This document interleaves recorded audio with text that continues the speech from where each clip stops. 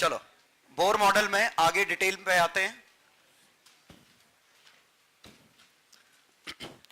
तो Bohr model में पहले एक्चुअल बोर मॉडल क्या था, तो हमने दो इक्वेशन देखी।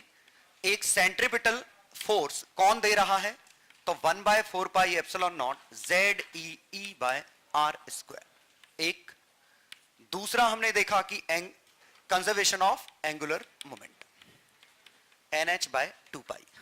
और दरअसल एनर्जीज देखें तो एनर्जीज कौन सी हैं, kinetic energy plus potential energy. Kinetic कौन सी थी, half mv square. Potential energy कितनी थी, 1/4 pi epsilon not ZEE by R का नेगेटिव। तो काइनेटिक पॉजिटिव निकली थी, पोटेंशियल नेगेटिव। ये हमारी टोटल एनर्जी थी। सॉल्व करने पे ये 13.6 by Z square by N square आई थी। ये 13.6 Z square by N square, 27.2 Z square by N square. और इक्वेशन सॉल्व करने पे आंसर आए, तो आंसर हमने याद नहीं किए, बस ये ध्यान रखा कि ये कितना आएगा।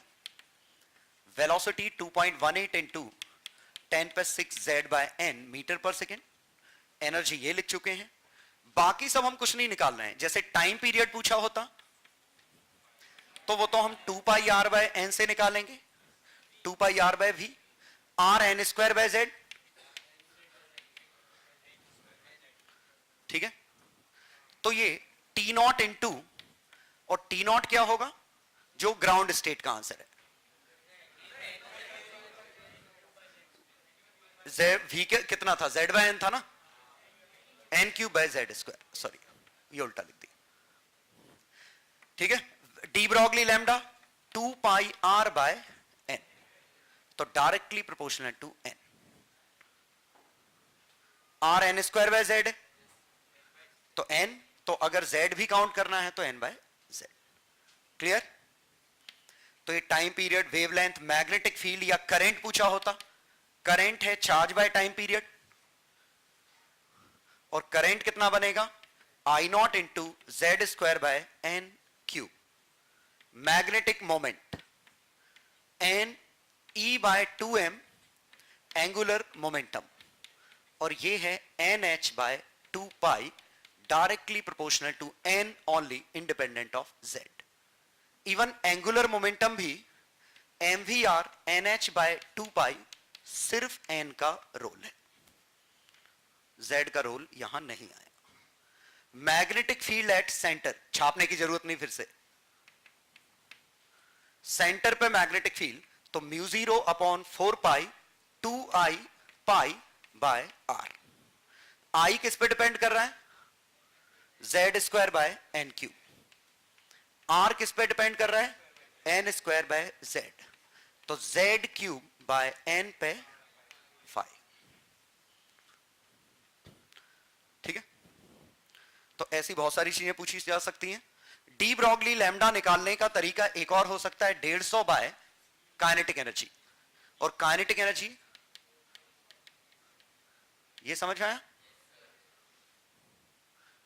150 बाय काइनेटिक एनर्जी उसकी। ठीक है, काइनेटिक एनर्जी कितनी होती है, Z बाय N स्क्वायर, यही होती, सॉरी Z स्क्वायर ऊपर, हाँ सॉरी अंडर रूट के अंदर ही रहने दो। तो 150 बाय काइनेटिक एनर्जी भी लिख सकते हो आप, लेकिन यह बेहतर तरीका कि 2 पाई R बाय N से करना।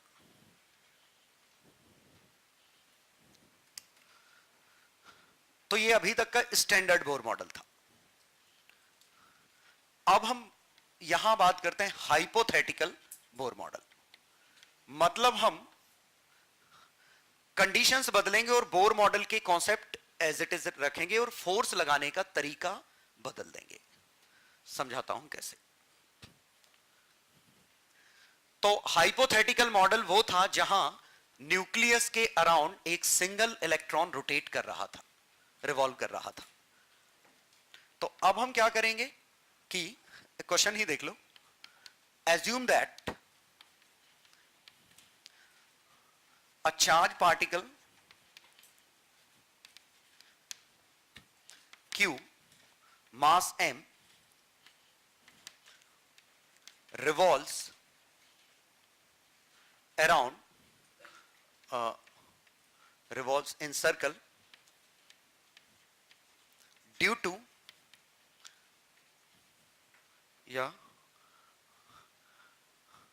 under influence of force whose associated potential energy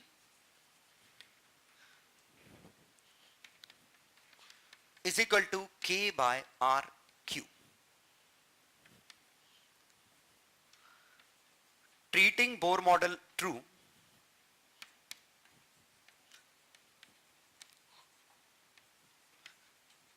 find Rn, Vn, En, lambda 2 to 1.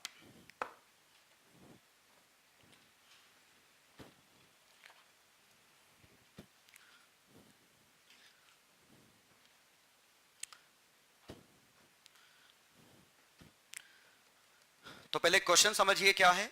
एक चार्ज पार्टिकल रिवॉल्व कर रहा है अभी भी सर्कल में, लेकिन पहले जो फोर्स लग रहा था अब वो फोर्स का एक्सप्रेशन हमने बदल दिया। फोर्स ना देके मैंने पोटेंशियल एनर्जी दे रखी। तो हमारे पास दो इक्वेशन है। बोर मॉडल मतलब कंजर्वेशन ऑफ एंगुलर मोमेंटम वाला, सॉरी एंगुलर मोमेंटम का क्वांटाइजेशन, सॉरी बोर मॉडल मतलब क्वांटाइजेशन ऑफ एंगुलर मोमेंटम। तो ये एंगुलर मोमेंटम का क्वांटाइजेशन। तो एक इक्वेशन हमारे पास है NH बाय 2 लेकिन एक सेंट्रीपिटल की है mv स्क्वायर अपॉन r, ये फोर्स है। तो फोर्स कैसे निकालेंगे, हमें तो पोटेंशियल एनर्जी दे रखी है। तो u is equal to minus K by R cube, तो force is equal to minus 3k by R square. Negative shows attraction, ये समझ में आया। Minus of del U by del R, ये तो इस f की वैल्यू में 3k बाय आर स्क्वायर लिख सकता हूं।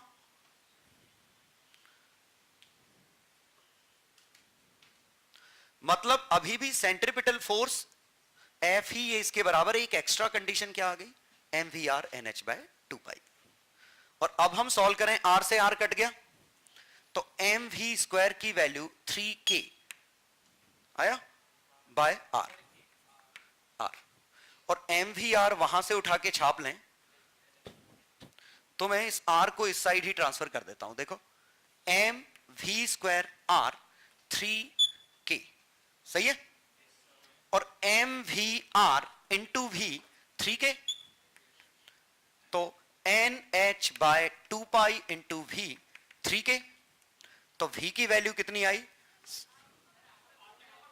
r की पावर, ओके r की पावर 4 आएगा, है ना, ठीक है, r की पावर 4 आएगा, सही करो। तो r क्यूब बनेगा। हाँ, तो हमारा एक्सप्रेशन बदलेगा, mv square r cube 3k। तो मैं इसमें क्या कर रहा हूं, m square v square r square into r 3k m लिख सकता हूं। ये क्या है, nh by 2 pi, nh by 2 pi का होल स्क्वायर, ये कितना बना 4 into 3 12 pi square K M by N square H square. तो रेडियस इस बार 1 अपॉन एन स्क्वायर पे डिपेंड कर रही है। स्टैंडर्ड मॉडल नहीं है, स्टैंडर्ड में रेडियस एन स्क्वायर पे डिपेंड करती थी, यहां बदल गया है, ठीक है। तो यहां रेडियस 1 अपॉन एन स्क्वायर पे डिपेंड कर रही है। ये रेडियस का एक्सप्रेशन मिल गया। स्पीड का कहां से मिलेगा, इसी से, ये समझ गए। स्पीड है N H upon 2 pi M R, और N H by 2 pi M यहां से उठा के छाप सकते हैं। तो रेडियस आर किस पे डिपेंड कर रही है, 1 अपॉन एन स्क्वायर। तो स्पीड किस पे डिपेंड की? 1/n ऊपर आया ना, n क्यूब, n क्यूब। और सही बात है, ये अब सही है, speed n cube, radius 1/n², product proportional to n। ठीक है, यहां z का तो कोई रोल ही नहीं है।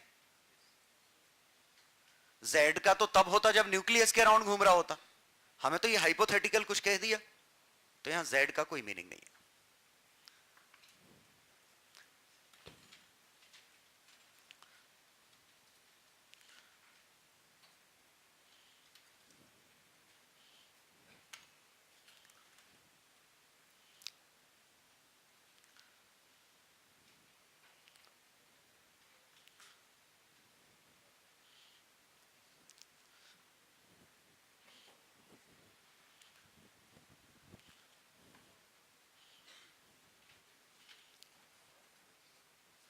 बोलो, h² ही है, नहीं लगा है स्क्वायर इस पर।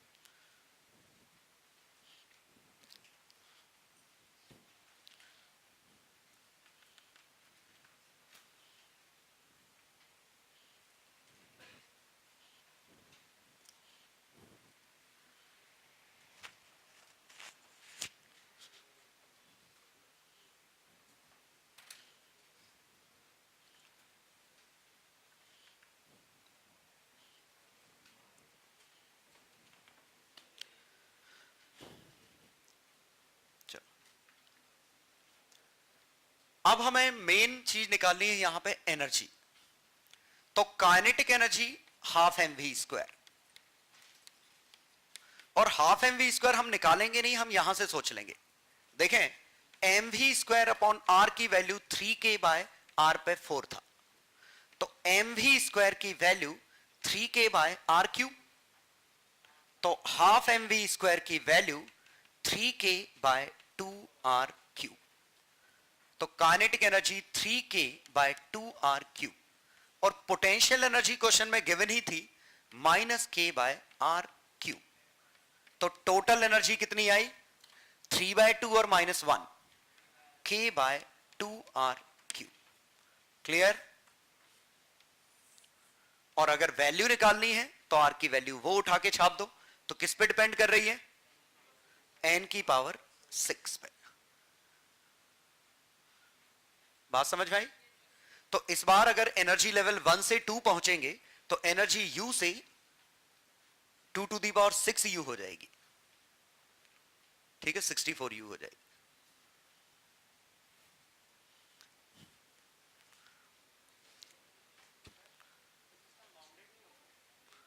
क्यों? वो तो इनवर्स स्क्वायर लॉ के लिए ही हम कहते हैं नेगेटिव होना मतलब बाउंडेड होना। नेगेटिव मतलब बाउंडेड, ये इनवर्स स्क्वायर लॉ के लिए ही ट्रू है। अदर देन दैट कुछ भी हो सकता है। ये बताओ, एक स्प्रिंग से एक मास बांध दिया तो काइनेटिक एनर्जी भी पॉजिटिव, ½ भी पॉजिटिव, बाउंडेड तो है, भाग थोड़ी ना जाएगा। कुछ है ही नहीं ऐसा बाउंडेड बाउंडेड का। क्या कहना चाह रहे? कैसा? तो ऑर्बिट में घूमता रहे, स्टेबल ऑर्बिट में।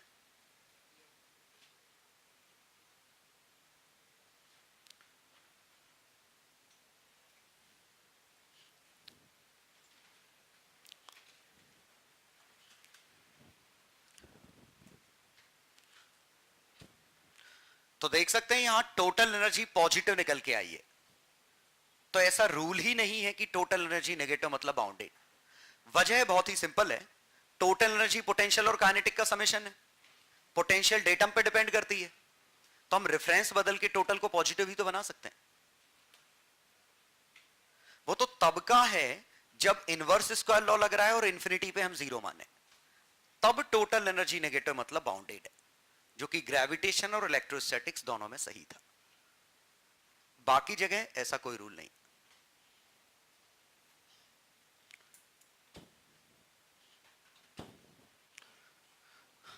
लास्ट पूछा है एनर्जी 2 से 1, तो फोटोन तो hc by lambda is equal to energy n2 से n1। तो एनर्जी का फॉर्मूला क्या बना हमारा, k बाय आर क्यूब, यही है ना, k by 2 R cube, r n2 का cube, k by 2 r n1 का क्यूब। तो k बाय 2, ये रेडियस आई कितनी गंदी सी, 12 pi square k m by h square n to the power 6 minus n1 to the power 6 h c by lambda. समझ में आया वेवलेंथ कैसे मिली? एनर्जी का फॉर्मूला लिखा, रेडियस की वैल्यू उठा के यहां से छाप दी, 6 पावर नहीं लगाई मैंने इस पे नहीं लगाई, कितना 3, सॉरी।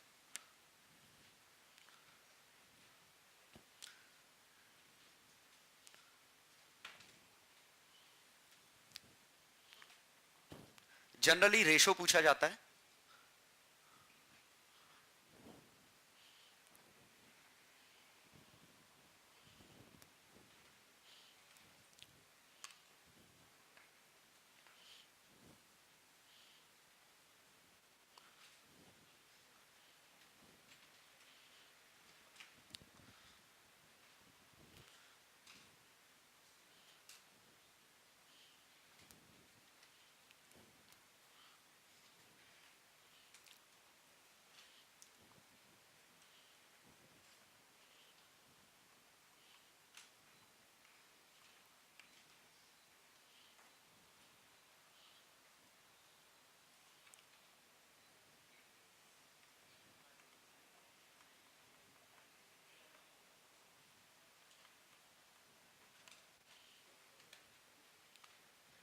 चलो क्वेश्चन करो।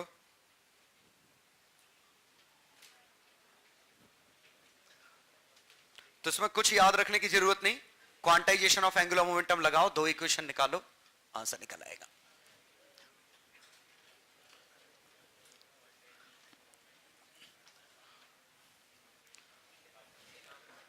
क्वेश्चन तो मैं पहला क्वेश्चन दे रहा हूं, यह एज्यूम करना है एक स्प्रिंग है, एक चार्ज पार्टिकल Q और M ऐसे रोटेट कर रहा है, constant K, natural length 0। Assuming quantization of angular momentum true, find nth radius, speed, kinetic energy n, potential energy n, total energy n। Ratio of lambda 3 से 1 and lambda 3 से 2 या 4 से 2।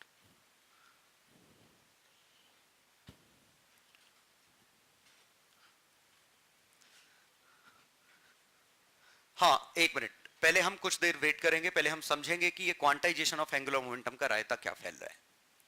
ध्यान दीजिए, accelerating charge produces electromagnetic radiations,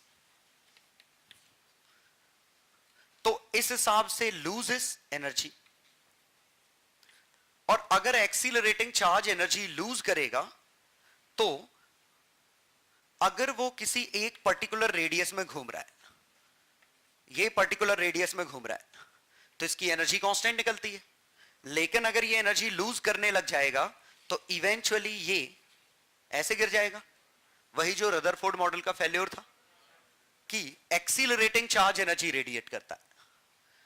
लेकिन quantization का principal ये कहता है कि अगर वो स्टैंडिंग वेव की कंडीशन बना लेता है, ये अगर कंडीशन बन जाती है तो वो एनर्जी रेडिएट नहीं होती, वहीं ट्रैप हो जाती है। बस ये है कि ये प्रिंसिपल अगर लग गया तो उस ऑर्बिट में घूमने पे रेडिएशंस जो बनेगी वो बाहर नहीं निकल पाएंगी, वो उसी के साथ ट्रैप हो जाती। तो अगर ये कंडीशन ट्रू है तो although it is producing radiations but it is not losing them, वो रेडिएशन बाहर नहीं निकल रही है, वो वहीं की वहीं कन्फाइंड है। तो अगर ये कंडीशन ट्रू है तो तो हमारा चार्ज रेडिएशंस में एनर्जी लूज नहीं करेगा, एनर्जी वहीं फिक्स रहेगी। अगर ये कंडीशन ट्रू नहीं है तो रेडिएट करके अपनी दूसरी ऑर्बिट में आ जाएगा। तो यहां भी देखिए मैंने चार्ज को घुमाया है, तो चार्ज अगर सर्कल में घूमेगा तो एनर्जी रेडिएट करेगा, लेकिन अगर mvr equal to nh by 2 pi condition true हो गई तो एनर्जी रेडिएट नहीं होगी, वो ऑर्बिट स्टेबल होगी। तो कुछ पर्टिकुलर ऑर्बिट में ही वो कंडीशन ट्रू होगी, इसीलिए हम वो mvr equal to nh by 2 pi की एक्स्ट्रा कंडीशन लगा रहे हैं। याद करो हमें ग्रेविटेशन में नहीं सोचना पड़ा था, जब ग्रेविटेशन के क्वेश्चन पढ़े थे तो कोई भी ऑर्बिट हो वो स्टेबल है, क्योंकि वहां चार्ज नहीं था जो रेडिएशन लूज करने की हमें समस्या हो। पक्का समझ गए कि चार्ज रोटेट करेगा तभी ये नया रायता फैलेगा। तो इसीलिए मैंने इसको Q दे रखा है, लेकिन एक्सप्रेशन में कहीं भी Q आएगा नहीं। सोच लो, दो एक्सप्रेशन बनेंगे, एक mvr n h by 2 pi और एक net force is equal to M A. समझ गए? कहीं नहीं आएगा Q, लेकिन फिर भी Q क्यों दे रखा है? So that quantization of angular momentum हमें लगाना पड़े। अगर Q नहीं होता, सादा मास होता, तो वो लगाने की जरूरत नहीं थी, फिर हर ऑर्बिट स्टेबल होती। हां, इसमें सॉल्व करते समय नेचुरल लेंथ 0 है तो रेडियस r ही स्प्रिंग की लेंथ है। समझ गए ना? ये सेंटर है, रेडियस r ही स्प्रिंग की लेंथ है, तो एनर्जी हाफ के आर स्क्वायर लिख सकते हो, फोर्स के आर लिख सकते हो।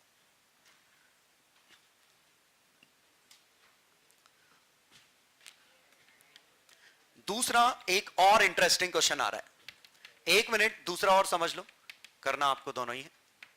हम ये क्वेश्चन करते थे, चार्ज को स्पीड देते थे, चार्ज सर्कल में घूमता था, लेकिन जरा सोचिए वो हम पहले बॉदर नहीं करते थे। ये जो radius R mv by bq निकली थी, तो हर एक स्पीड के लिए एक रेडियस थी, लेकिन चूंकि चार्ज रोटेट कर रहा है तो ये इसका सर्कल कन्फाइन रह नहीं, फिक्स नहीं रह पाएगा, क्योंकि रेडिएशन लूज करेगा। तो कायदे से इसके केस में भी कुछ पर्टिकुलर रेडियस ही आनी चाहिए। समझ गए? एक्सीलरेटिंग चार्ज प्रोड्यूसेस रेडिएशंस, और रेडिएशन एनर्जी लूज करेगी, तो इसकी जो ऑर्बिट है वो फिक्स नहीं रहेगी। For stable orbits angular momentum का क्वांटाइजेशन मस्ट होल्ड ट्रू। तो इसमें भी दो इक्वेशन बनेगी, एक सेंट्रीपिटल जो पहले बनती थी, लेकिन एक एक्स्ट्रा रिस्ट्रिक्शन आ जाएगी। समझ गए? क्वांटाइजेशन। तो अब रेडियस n वी एन, लेकिन तीसरा जब मैं पूछूंगा kinetic energy n, potential energy n, total energy n। Kinetic तो समझ में आती है, हाफ mv स्क्वायर। पोटेंशियल कौन सी है यहां बताओ? Potential energy, a rotating charge behaves as a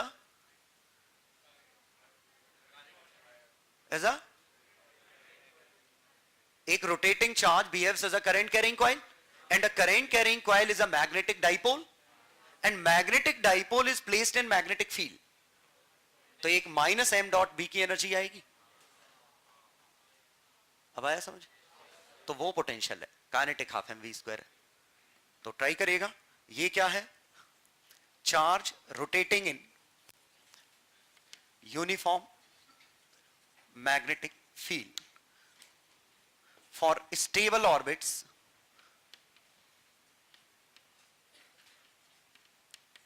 no electromagnetic radiations as per Bohr model. Fine करो दोनों, अच्छे क्वेश्चन है।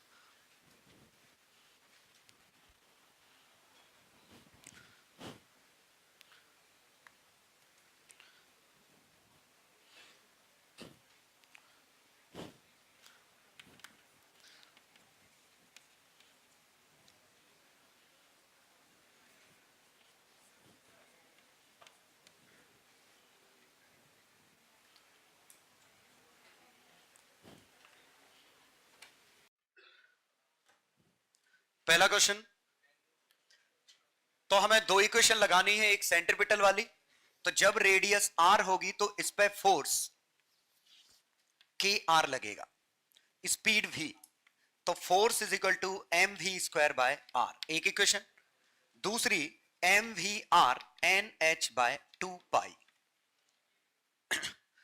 ये इसलिए लगा रहे हैं क्योंकि चार्ज अगर रेडिएट करेगा, चार्ज अगर एक्सीलरेट करेगा तो एनर्जी रेडिएट होगी, लेकिन एनर्जी रेडिएट होके तभी लूज होगी जब ये m we r is equal to या 2 pi r equal to n lambda की अगर कंडीशन बन गई तो ये कंस्ट्रक्टिव इंटरफेरेंस है। लेकिन अगर ये कंडीशन नहीं बनी तो डिस्ट्रक्टिव है। डिस्ट्रक्टिव है मतलब ये अपनी एनर्जी लूज करेगा और जो लॉस होगा वही रेडिएशन के फॉर्म में बाहर निकलेगा। तो लॉस का केस ये है, हम नहीं चाहते कोई एनर्जी लॉस हो, ठीक है। तो बस क्वेश्चन में ये दिया गया होगा कि assuming quantization of angular momentum true, तो दूसरी इक्वेशन यहां से मिल जाएगी। तो यहां से M we square, v is directly proportional to R, K R square, यहां से एम v की value k by M R, N H by 2 pi. क्या कोई दिक्कत है? कहां? आर स्क्वायर, ये R square root K by M R, सही है। तो R square is equal to N H upon 2 pi M K. तो आर की वैल्यू आ गई N H upon 2 pi M के होल अंडर रूट, इसको आर नॉट लिखें, ये रेडियस, और velocity root K by M are है, तो root K by M are.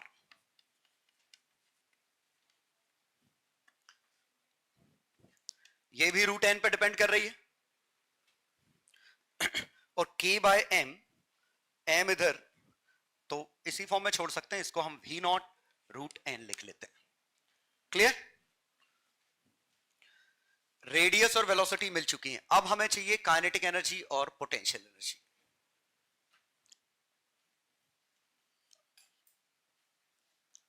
तो इसकी काइनेटिक एनर्जी कितनी होगी? हाफ एम वी स्क्वायर,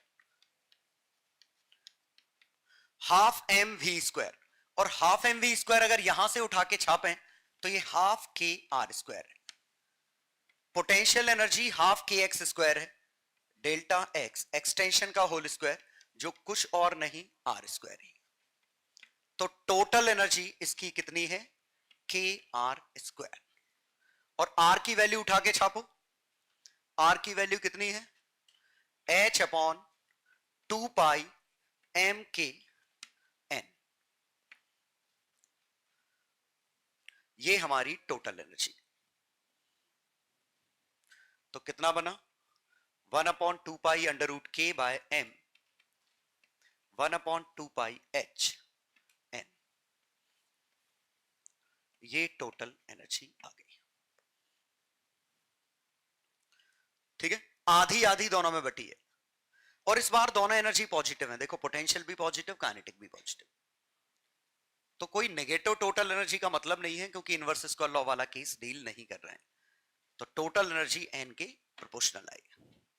अब क्या क्या पूछा है हमसे? रेडियस निकाल चुके हैं, एनर्जी की वैल्यू ई, ई नॉट, उसको ई नॉट माना इनटू एन।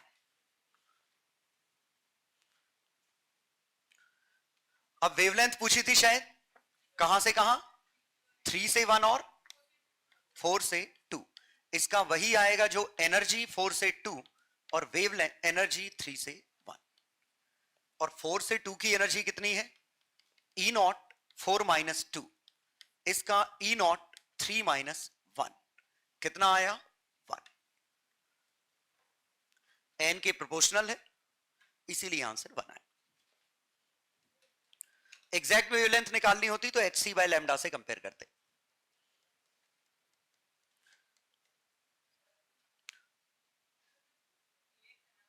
क्या?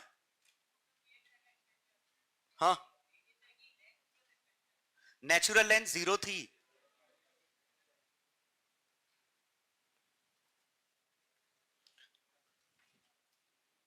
ये था पहला क्वेश्चन।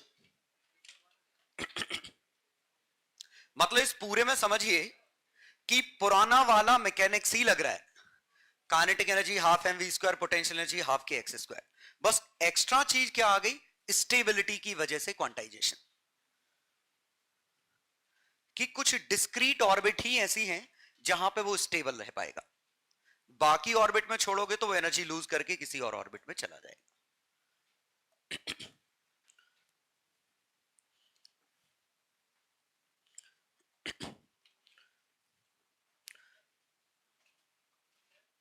हाँ,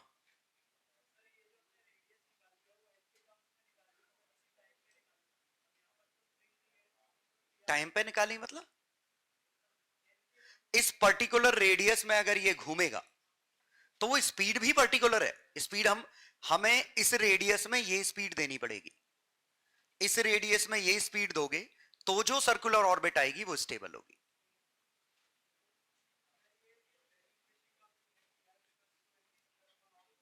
हाँ, क्या क्यों नहीं लगेगी, उसी से सॉल्व किया है तो वो इक्वेशन कैसे गलत हो जाएगी? क्या कह रहे हो ये यार, जब हमने इस इक्वेशन से ये रिजल्ट डिराइव किया है तो ये इक्वेशन तो ट्रू होगी ना। हम उस पर्टिकुलर रेडियस में एक पर्टिकुलर स्पीड दे रहे हैं, रेस्ट से नहीं छोड़ रहे हैं। भगवान जाने क्या करो, क्या कहना चाहते हो, बाद में नहीं बताऊंगा।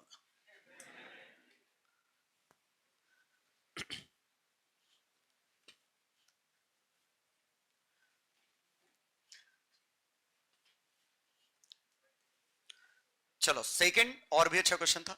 सेकंड में बस हमारा फोर्स बी क्यू वी है, ये सर्कल में घूम रहा है, तो एक equation b Q v equal to M we square by r, दूसरी M we r is equal to N H by two pi, और यहां से ये तो रफली वैसे ही बन रहा है जैसा पिछले में बनेगा, क्योंकि बी क्यू वी, वी से वी कटा, एम वी, ठीक है, तो एम वी की value B Q R square, R की value N H upon two pi B Q under root, फिर से रूट एन के प्रोपोर्शनल,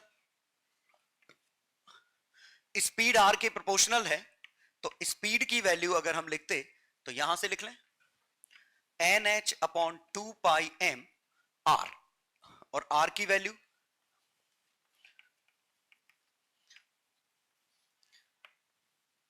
ये आया, कुछ कट रहा है, root N H upon two pi M, B ऊपर क्यू ऊपर, रूट एन बाहर, ये स्पीड का फॉर्मूला। अब दो तरह की एनर्जी लिखनी है, एक काइनेटिक एनर्जी जो कि हाफ एम वी स्क्वायर है, तो यहां से हाफ एम वी स्क्वायर की वैल्यू उठा के छाप दो, तो हाफ एम वी स्क्वायर की वैल्यू कितनी बनी, B Q R is equal to M V, तो M square V square B square Q square R square by M divide किया 2, तो ये बना B square Q square R square by 2m। क्या, कहां पे,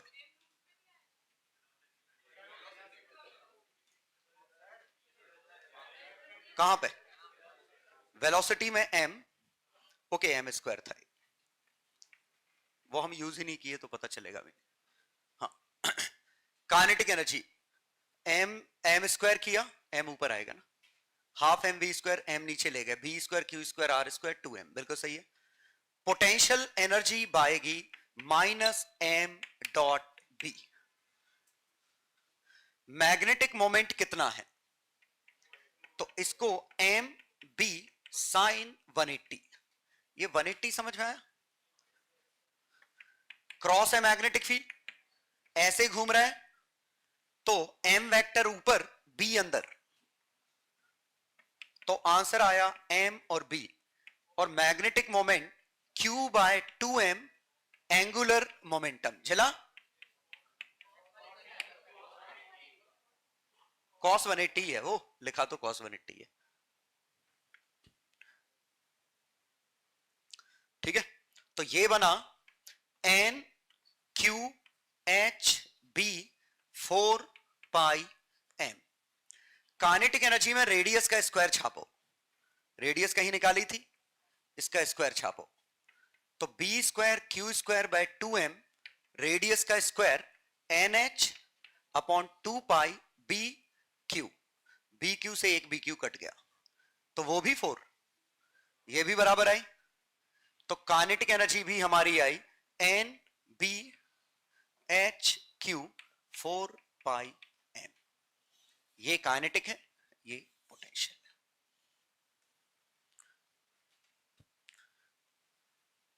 तो ये दोनों क्वेश्चन मोर और लेस सेम से ही हो गए, उसमें भी काइनेटिक और पोटेंशियल बराबर आ गई थी, क्योंकि उसमें भी रेडियस रूट एन पे डिपेंड किया था, स्पीड रूट एन पे डिपेंड की थी।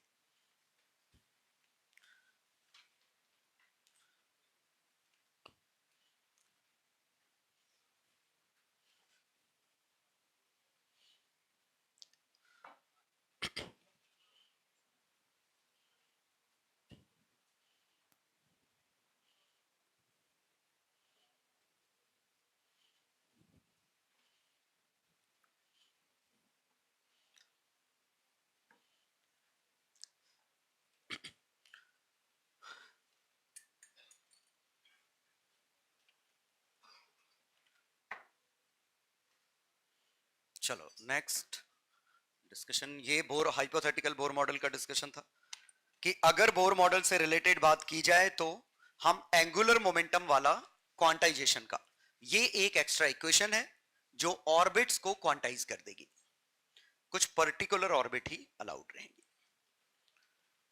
रिजल्ट छापो जल्दी।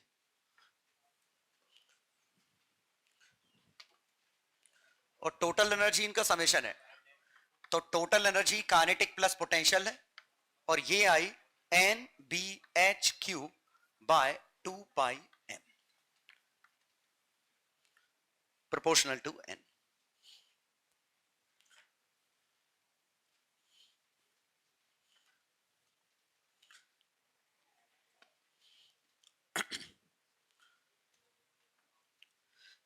ये काफी बार रिपीट हुआ है इस तरह के क्वेश्चन एडवांस में, मेंस में भी एक दो बार आए हैं अभी अभी, जहां फोर्स मन से कुछ बोल देते हैं या एनर्जी बोल देते हैं और उससे आपको बोर मॉडल डिराइव करना होता है,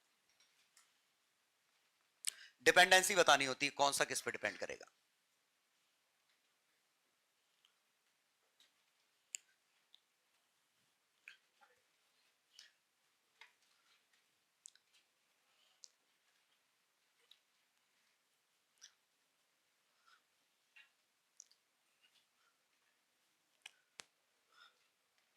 नेक्स्ट और बहुत ही interesting discussion, collision of photon with atom.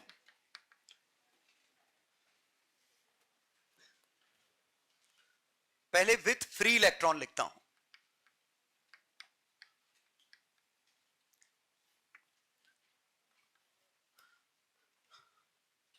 अब ध्यान दीजिएगा, फ्री इलेक्ट्रॉन मतलब आसपास कोई और नहीं है, तो देखिए फोटोन के पास दो ही पॉसिबिलिटी, या तो एब्जॉर्ब होगा या नहीं होगा। Photon can not be partially absorbed, can't be partially absorbed, ये एक इंपॉर्टेंट कॉन्सेप्ट है फोटोन के लिए। अगर फोटोन एब्जॉर्ब होगा तो या तो फुल्ली एब्जॉर्ब होगा या नहीं होगा, मतलब कोलिजन की दो ही कैटेगरी पॉसिबल है, 0 या 1। या तो फोटोन अपनी एनर्जी पूरी दे देगा या एनर्जी बिल्कुल नहीं देगा, ठीक है। तो फ्री इलेक्ट्रॉन के साथ अगर मैं मान लेता लेट इलेक्ट्रॉन एब्जॉर्ब्स फोटोन, ठीक है, तो फोटोन जा रहा है, ये इलेक्ट्रॉन है, इलेक्ट्रॉन ने फोटोन को एब्सॉर्ब कर लिया। तो इसके पास जो एनर्जी थी hc बाय लैम्डा, वो एनर्जी कहीं तो दिखाई देगी। वो एनर्जी कहां आएगी? एक ही चीज दिख रही है, काइनेटिक एनर्जी ऑफ इलेक्ट्रॉन में। ठीक है, लेकिन पक्का इस दौरान एनर्जी का लॉस हुआ होगा। यह समझने के लिए मैं बहुत ही सिंपल सा मैकेनिक्स का एक क्वेश्चन याद दिला रहा हूं। इट एम्बेड्स, बुलेट एम्बेड कर गई, क्या होगा? मास और मास कंबाइन होके V से जाना चालू कर देंगे। तो काइनेटिक एनर्जी इनिशियल कितनी है? Half M V not square. Kinetic energy final half M plus M V centre of mass square, और V कॉमन कितना है? M V not by M plus M whole square. झिला? इसी final kinetic energy को लिखें तो क्या बनेगा? Half M V not square into M plus M, एक कट जाएगा। पहले मैं नॉर्मल लिखता हूं, ये रहेगा half M square V square upon M plus M. देख लो, क्या ये इनिशियल काइनेटिक एनर्जी के बराबर है? इसी को अगर मैं थोड़ा सुधार के लिखूं तो half M V not square M by M plus M है।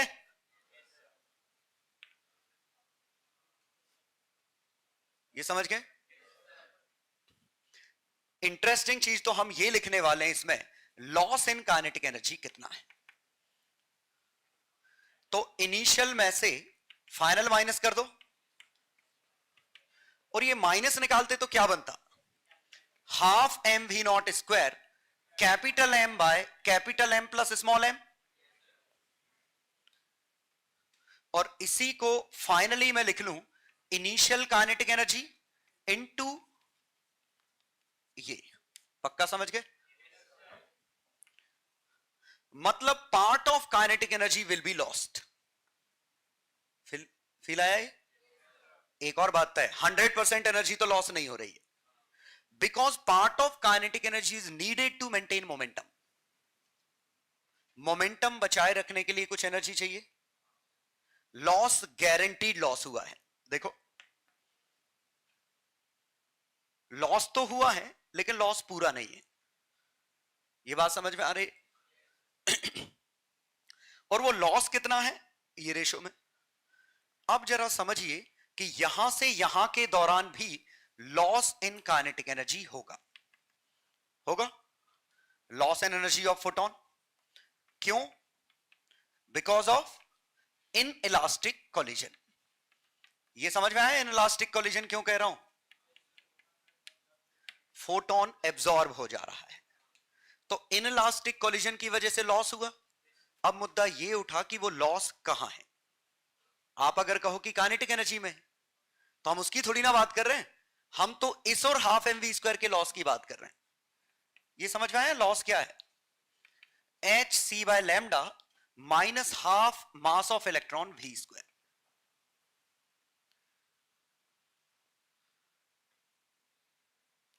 क्लियर? मतलब ये एनर्जी इसके बराबर नहीं है। तो हम क्या बात कर रहे हैं? इसका और इसका जो डिफरेंस है वो कहां चला गया। अब याद करिए, इसी क्वेश्चन को मैं स्लाइड बदल रहा हूं। इसमें एक केस आएगा, कौन सा? जब दोनों सेम वेलोसिटी से जाएंगे, इस दौरान जो लॉस होगा वो कहां चला गया? तो ये जो लॉस गया वो हाफ के एक्स स्क्वायर लिख सकते थे हम इसको। इनिशियल और फाइनल काइनेटिक एनर्जी का loss half K X square है। अब जरा यहां सोचिए, इनिशियल एनर्जी और फाइनल एनर्जी का लॉस कहां पे? समझिए, क्या यहां हीट की बात कर सकते हैं? जैसे वहां तो हम कह सकते हैं हीट में चला गया, कह सकते थे, ठीक है। क्या यहां हीट का कोई मीनिंग है? कोई मीनिंग नहीं। क्या कहीं इलेक्ट्रॉन बॉन्ड फॉर्मेशन इन्वॉल्व हुआ कि बॉन्ड एनर्जी बढ़ी हो? फ्री इलेक्ट्रॉन है। तो हम इस लॉस को अकाउंट ही नहीं कर पा रहे हैं। मतलब अगर ये लॉस है तो कहां है? तो एक ही पॉसिबिलिटी है कि ये लॉस है ही नहीं। ये समझ में आया कि ये लॉस है ही नहीं। मतलब अगर फोटोन एब्जॉर्ब हो जाता तो कंजर्वेशन ऑफ एनर्जी गलत हो जाता, और कंजर्वेशन ऑफ एनर्जी गलत हो जाता है, इसका मतलब ये पॉसिबल ही नहीं है कि फोटोन एब्जॉर्ब हो जाए। मतलब इकलौती पॉसिबिलिटी इन दो के बीच में है इलास्टिक स्कैटरिंग। मतलब अगर कॉलिजन इन दो के बीच में होगा तो वो इलास्टिक कॉलिजन ही होगा। वजह, अगर इन इलास्टिक कॉलिजन हुआ तो जो एनर्जी लॉस है वो कहां गई? Free electron can not gain any energy other than kinetic, और वो लॉस काइनेटिक में नहीं है।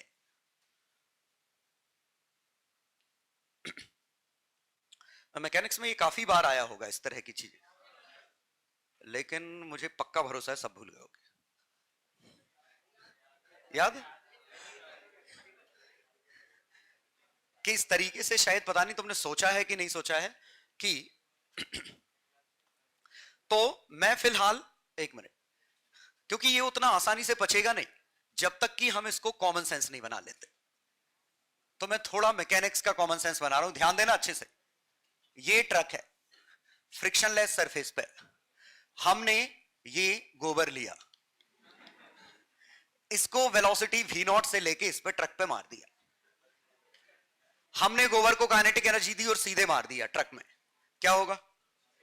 ट्रक के पास स्पीड आएगी, ट्रक के पास काइनेटिक एनर्जी भी आएगी, लेकिन क्या ट्रक की काइनेटिक एनर्जी और हमने जो काइनेटिक एनर्जी दी थी, दे आर दे सेम?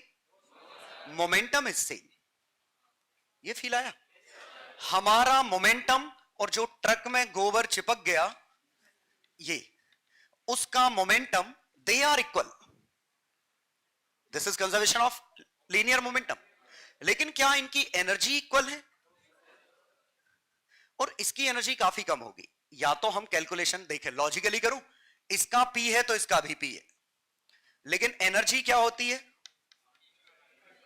यहां एनर्जी क्या होगी? ये समझ गए? P²/2 इतना बड़ा मास, मतलब ऑलमोस्ट ये अपनी पूरी एनर्जी लूज कर चुका है। अब वो एनर्जी गई कहां? तो हमने कहा डिफॉर्मेशन में। डिफॉर्मेशन में, हीट में, डेली लाइफ में तो इतने सारे ऑप्शन है। आवाज भी निकली होगी कुछ, ठीक है?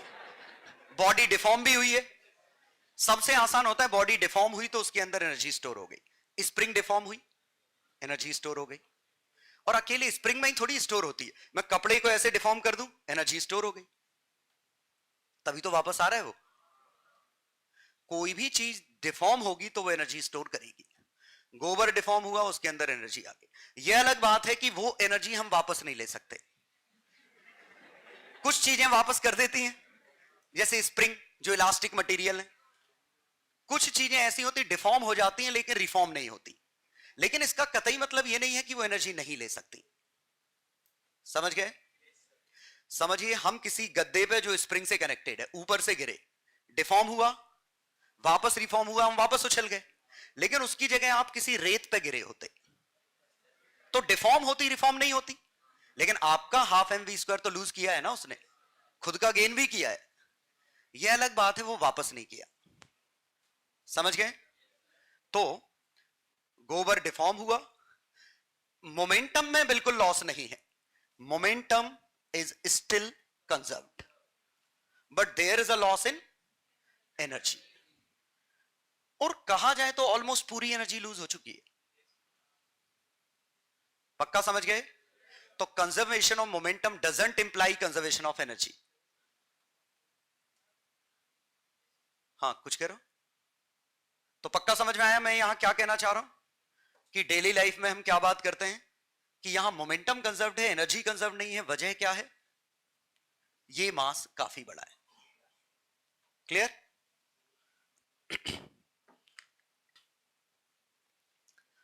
तो अगर हम कोई बहुत ही हल्का पार्टिकल किसी भारी पार्टिकल से मार दें और अगर कोएफिशिएंट ऑफ रेस्टिट्यूशन 0 है तो हम कह सकते हैं कि फाइनल एनर्जी ऑलमोस्ट 0 है।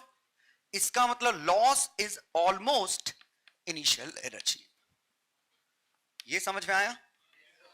कब की बात कर रहा हूं?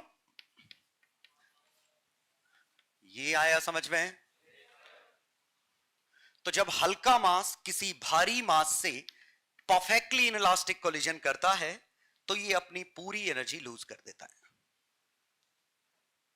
और वो लूज जो भी लॉस हुआ है वो ट्रक की काइनेटिक एनर्जी में नहीं गया है, समझ गए? वो तो इधर गया है। तो समझने की कोशिश करिए, एक फोटोन एक इलेक्ट्रॉन से टकराएगा, इलेक्ट्रॉन का मास फोटोन के मुकाबले ज्यादा है।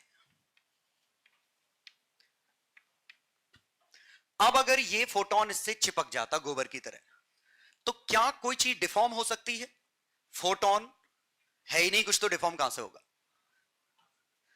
इलेक्ट्रॉन, क्या कोई फंडामेंटल पार्टिकल डिफॉर्म हो सकता है?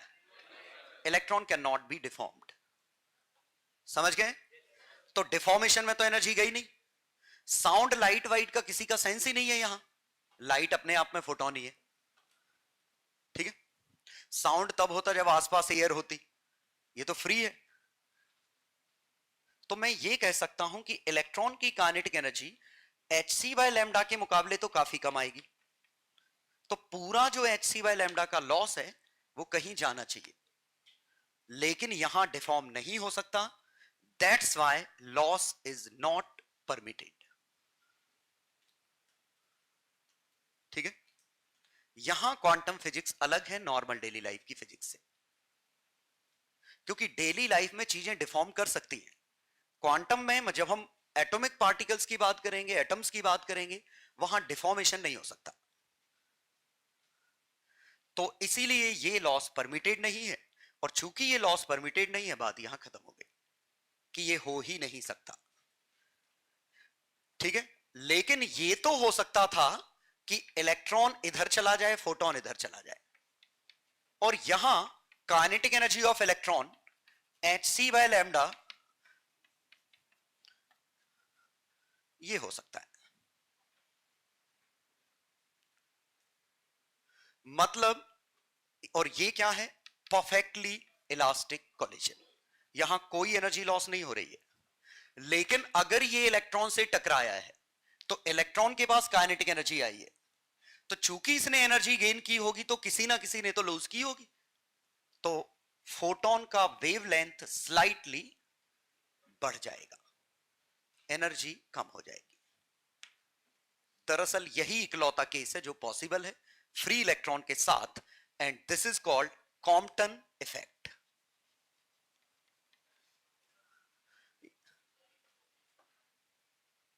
और तो देख तो लो, पहले से ही सोच ले तो समझ में नहीं आया कुछ, देखो तो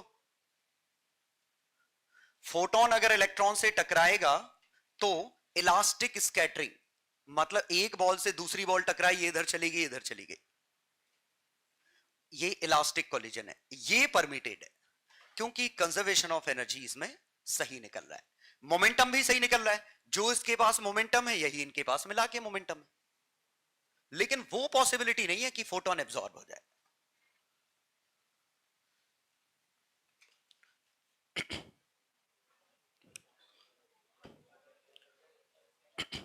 ये मत लिखना अभी, मैं लिख रहा हूं, लिखना मत इसको, मैं बता रहा हूं कैसे लिखना।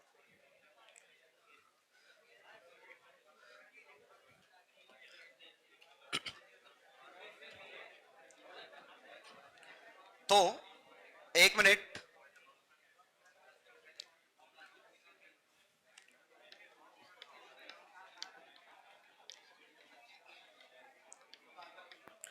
अगर ये इससे टकराता है तो लॉस, अगर आपको याद हो तो लॉस, ये कुछ देख के याद आ रहा है?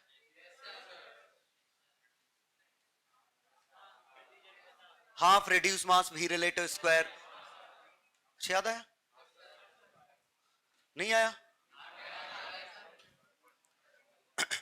तो अगर ये इससे टकराता तो जो लॉस होता है वो ऐसा होता है। ये बड़ी दिक्कत होती है जब पुरानी चीजें इन्वॉल्व हो जाती हैं।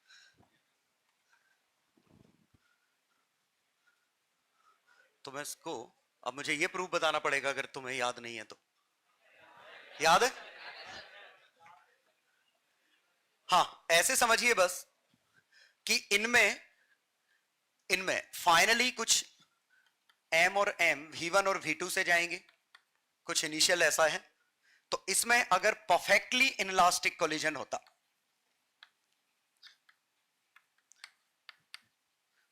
तो समझो मैक्सिमम परमिसिबल लॉस आएगा जब परफेक्टली इनलास्टिक कोलिजन होगा। और परफेक्टली इनलास्टिक कोलिजन तब होगा जब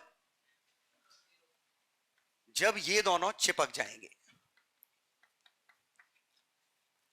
ये दोनों एक साथ जाएंगे कॉमन वेलोसिटी से। और यहां जो लॉस आएगा वो हम अभी निकाल चुके हैं, वो half M V not square minus half M plus M V not by M plus M का होल स्क्वायर, इसी को लिखा half M V not square M by M plus M, और इसी को स्मॉल एम और एम मल्टीप्लाई कर दो तो ये था, यही रिड्यूस मास था। रिड्यूस मास मतलब मासेस को पैरेलल में कनेक्ट कर दो, R1 R2 bye R1 plus R2, ये लॉस होता है।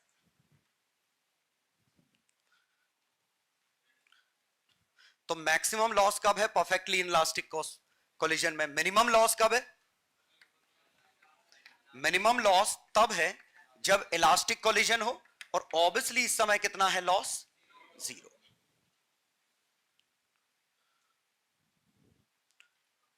ठीक है, ये लिखो अगर याद ना हो तो। याद हो तो लिखने की जरूरत नहीं वैसे।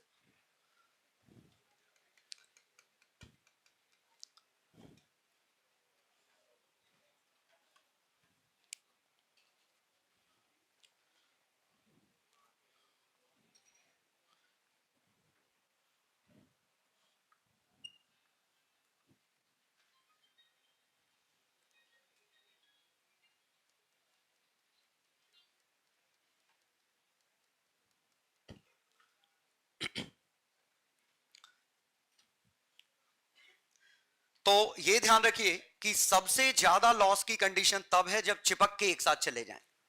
मतलब एब्जॉर्प्शन वाला केस या कॉमन वेलोसिटी वाला केस सबसे ज्यादा एनर्जी लॉस का केस है। अब मैं कुछ क्वेश्चन याद दिलाता हूं,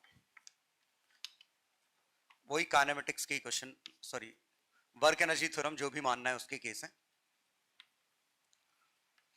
इसमें मैक्सिमम कंप्रेशन क्या करते?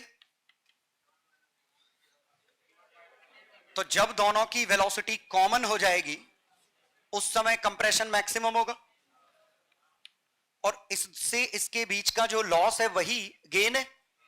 तो हाफ इनटू लॉस का फॉर्मूला हमारा बना म्यू वी नॉट स्क्वायर, यही हमारा हाफ के एक्स स्क्वायर है। क्लियर?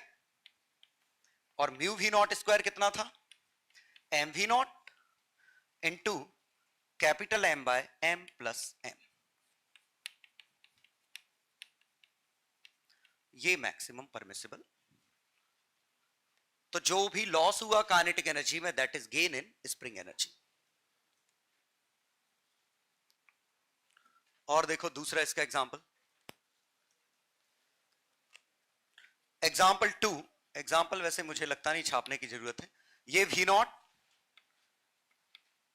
चार्ज क्यू,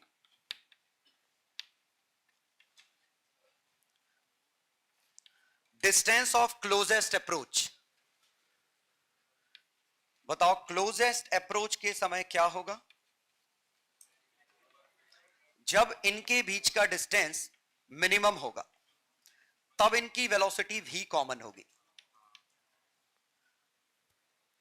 तो ये क्यों हुआ होगा कि इसकी काइनेटिक एनर्जी का लॉस ही पोटेंशियल एनर्जी के गेन में है। तो loss in kinetic energy is equal to gain in potential energy. Kinetic energy में लॉस, ये gain in potential energy K Q Q by R min minus K Q Q by R. याद आया कुछ? Initial potential energy कितनी थी, finally पास आ गए, potential बढ़ गई। Loss in kinetic energy, gain in potential.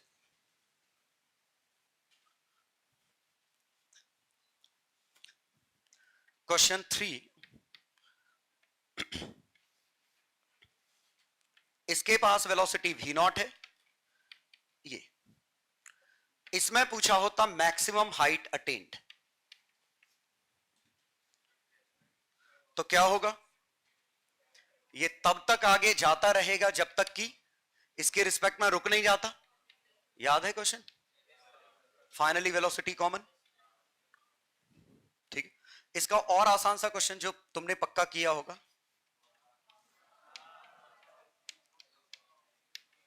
ये जब ये ऊपर जाएगा तो मैक्सिमम हाइट का जो केस बनेगा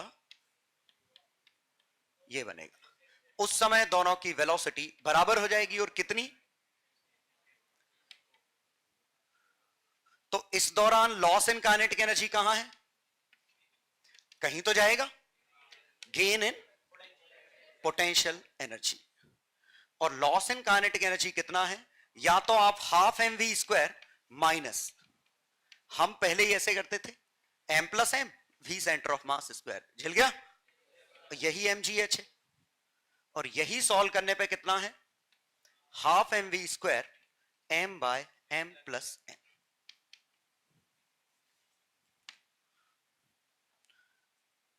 याद आए ये क्वेश्चंस? तो इन सभी में क्या हो रहा है कि हमारी जो काइनेटिक एनर्जी में लॉस है, जो कि पक्का है क्योंकि हम इससे इसको घटा रहे हैं, और यहां तो काइनेटिक कम ही आएगी, तो यही लॉस हमारा गेन में है। अब चाहे स्प्रिंग में जाए, चाहे इलेक्ट्रोस्टैटिक में, चाहे ग्रेविटी में जाए। समझ गए? हर जगह हम उसको अकाउंट कर पा रहे हैं कि वो लॉस कहां गया। और काइंड ऑफ इनइलास्टिक कोलिजन है तीनों केस। इनइलास्टिक क्यों? क्योंकि फाइनल केस पे वेलोसिटी बराबर है, फाइनल केस पे वेलोसिटी बराबर, फाइनल केस में वेलोसिटी बराबर, मतलब इस तरह से कि ये चिपके हुए चल रहे हैं। बस इसमें डिफरेंस क्या है कि समय के साथ क्या होगा, ये ऊपर गया है, फाइनली ये वापस आएगा और ये फाइनल अपनी एनर्जी रिगेन कर लेंगे। यहां ये मिनिमम डिस्टेंस के पास चार्ज सेपरेट होना चालू हो जाएंगे, एनर्जी रिगेन कर लेंगे, वहां पे भी कंप्रेस होने के बाद वापस खुलेगा। ठीक है,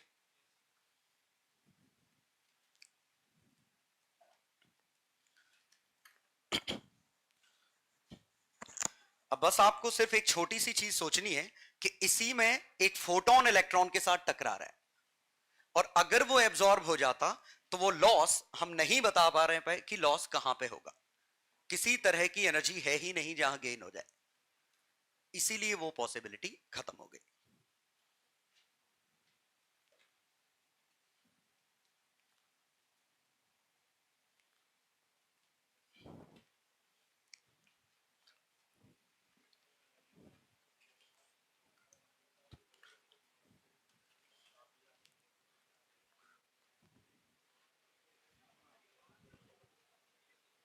जल्दी लिखो, लिख रहे हो तो लिख लो जल्दी।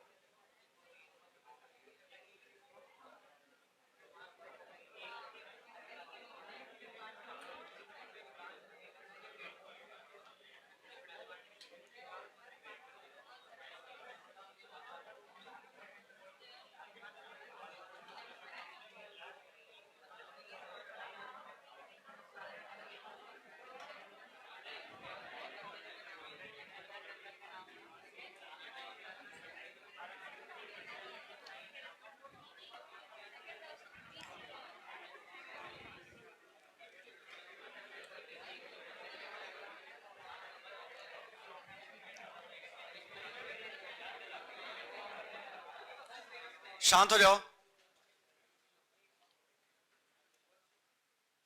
ठीक है, फंडामेंटल कॉन्सेप्ट यही है कि इससे कॉमन वेलोसिटी के बीच में जो काइनेटिक एनर्जी में लॉस है वो कहीं ना कहीं गेन है। ठीक है,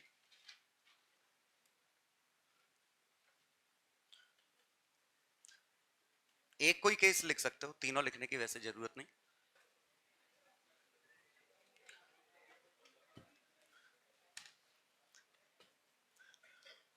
तो चाहे तो हम, एक मिनट, मैं इसको डिराइव करके भी दिखा सकता हूं कि, एक मिनट, मान लीजिए ये इलेक्ट्रॉन हमने कितने का, 6 इलेक्ट्रॉन वोल्ट या 4 इलेक्ट्रॉन वोल्ट का फोटोन ये लिया, और ये अगर एब्जॉर्ब हो गया और इसके पास वेलोसिटी आ गई, तो कंजर्वेशन ऑफ मोमेंटम क्या कह रहे हैं कि एनर्जी, इसके पास conservation of momentum h by lambda is equal to M V. झिलाए,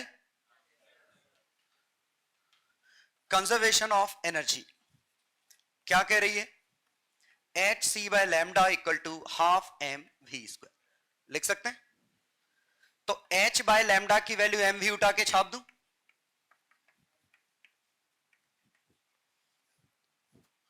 v is equal to 2c। ये समझ में आया, कंजर्वेशन ऑफ मोमेंटम किया तो h by lambda M V आ गया, और कंजर्वेशन ऑफ एनर्जी किया तो H C by lambda half M we square, इससे v की वैल्यू 2c निकली। क्या मतलब, इलेक्ट्रॉन अगर 2c की स्पीड से जाएगा तब ये जाके सही हो जाएगा, लेकिन c से बड़ी स्पीड नहीं ले सकते, इसका मतलब दिस इज नॉट परमिटेड। आप समझ में आए बेहतर लैंग्वेज में, मींस हमें ये वैल्यू देने की जरूरत नहीं है ना। तो ये क्या मैं कह रहा हूं कि prove that free electron can't absorb photon. अब समझ में आया,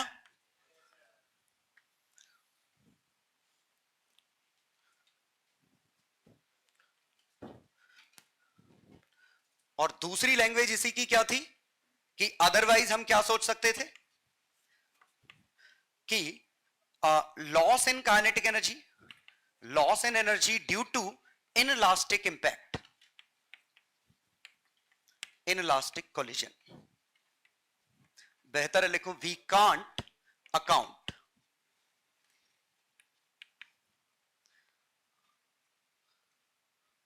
या समझ गया ना, ये अल्टरनेट तरीका है कि we can't account the loss in energy due to inelastic collision.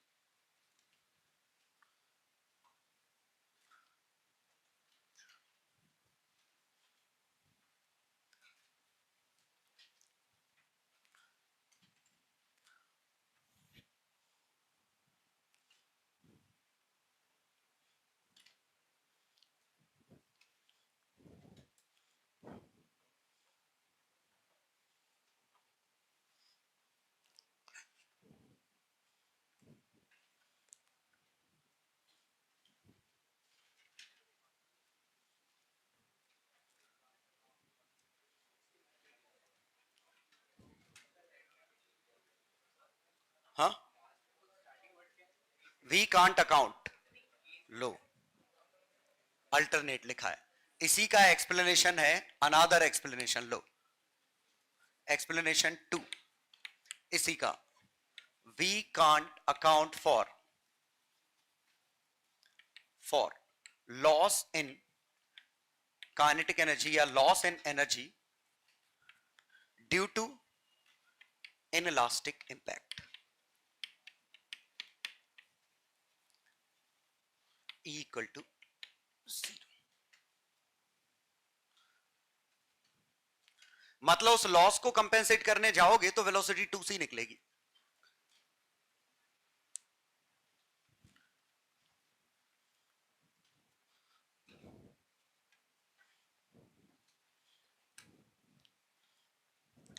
हाँ,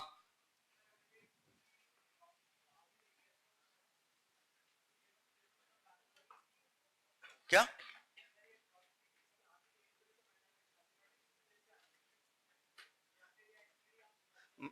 अरे मतलब ये इक्वेशन गलत है, मतलब ये दोनों एक साथ ट्रू नहीं हो सकते। अगर मोमेंटम ट्रू है तो कंजर्वेशन ऑफ एनर्जी गलत हो जाएगा, और एनर्जी ट्रू है तो मोमेंटम गलत हो जाएगा, मतलब ये वाला कोलिजन हो ही नहीं सकता, मतलब ये कोलिजन ही पॉसिबल नहीं है।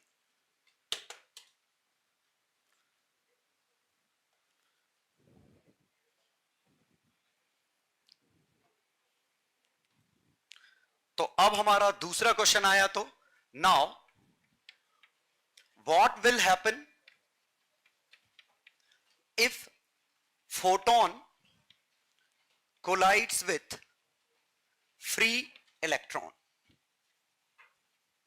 क्या होगा कि अगर फोटोन फ्री इलेक्ट्रॉन से टकरा जाए? एब्जॉर्ब तो नहीं हो सकता क्योंकि वो हम कह चुके हैं। तो पॉसिबिलिटी क्या है? Only possibility is elastic scattering.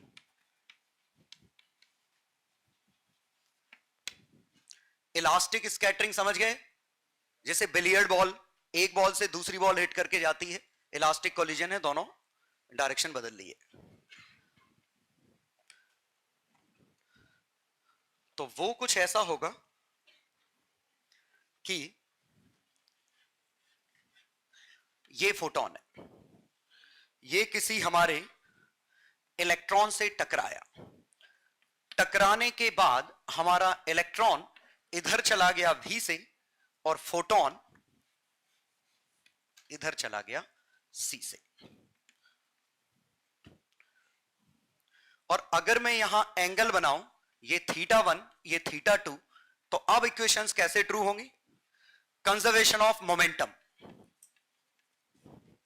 ये लैम्डा है येलो वाले का, hc by lambda, sorry h by lambda is equal to mv cos θ1 plus h by lambda dash cos θ2।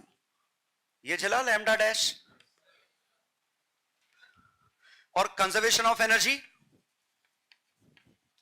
H C by lambda half M we square H C by lambda dash, और दिख रहा है lambda dash is more than lambda. Lambda dash lambda से बड़ा है क्योंकि इसकी energy कम है। मतलब हुआ क्या? फोटोन ने अपनी प्रॉपर्टी बदल ली, मतलब फोटोन ने अपनी वेवलेंथ स्लाइटली बढ़ा दी। This is called Compton effect. Officially it is not there in syllabus of JEE advance और मेंस और सीबीएसई। ऑफिशियली सिलेबस में नहीं है, बहुत हत्यारा बनता है इसका सॉल्यूशन, ठीक है। लेकिन लेकिन एक्सपेरिमेंट क्या परफॉर्म किया गया, ध्यान देना। फ्री इलेक्ट्रॉन्स पे, इलेक्ट्रॉन के क्लाउड पे जब यहां से येलो कलर की लाइट डाली गई तो आउटपुट में रेड कलर की लाइट निकली। हमने डाली येलो कलर की और टकराने के बाद जो इधर उधर लाइट गई उसकी वेवलेंथ बदल गई थी। समझ गए? जैसे ब्लू लाइट दरअसल ब्लू डाली और बाहर निकला रेडिश कलर। क्लियर? यही मोर और लेस रमन इफेक्ट है। रमन इफेक्ट, सीवी रमन, इन्होंने, कॉम्पटन ने फ्री इलेक्ट्रॉन पे किया था, इन्होंने वही इफेक्ट एक सॉल्यूशन पे किया था, ठीक है, किसी सॉल्यूशन पे, कोलॉइडल सॉल्यूशन टाइप पे, एक लिक्विड के सॉल्यूशन पे किया जहां लिक्विड के पार्टिकल्स पूरे में मौजूद हैं, और उस पे लाइट डाली तो ब्लू लाइट डाली और बाहर से जो देखा वो रेड स्पेक्ट्रम देखा। तो वेवलेंथ बढ़ गई, इसकी एनर्जी घट गई, तो कहां गई? इलेक्ट्रॉन की काइनेटिक एनर्जी। ठीक है, तो यहां देखिए कंजर्वेशन ऑफ मोमेंटम है, फोटोन एब्जॉर्ब नहीं हो रहा है, टकरा के इधर उधर चला जा रहा है।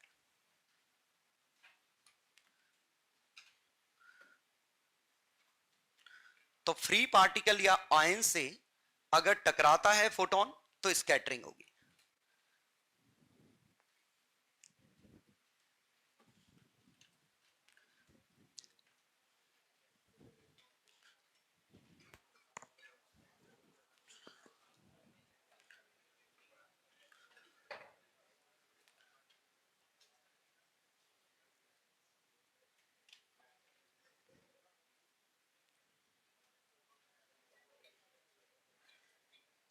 ये कुछ याद नहीं करना है, बस ये जनरल नॉलेज वाली चीजें पता होनी चाहिए कि फ्री इलेक्ट्रॉन एब्जॉर्ब नहीं कर सकता, हां कोलाइड करके इलास्टिक स्कैटरिंग कर सकता है।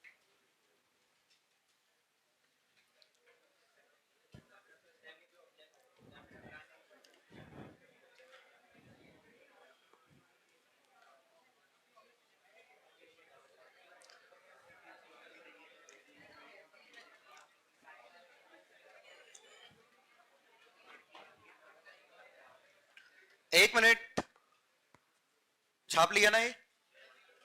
तो वैल्यूज याद रखने की जरूरत नहीं, इन पर से आएगा तो कोई थ्योरेटिकल क्वेश्चन नहीं आएगा।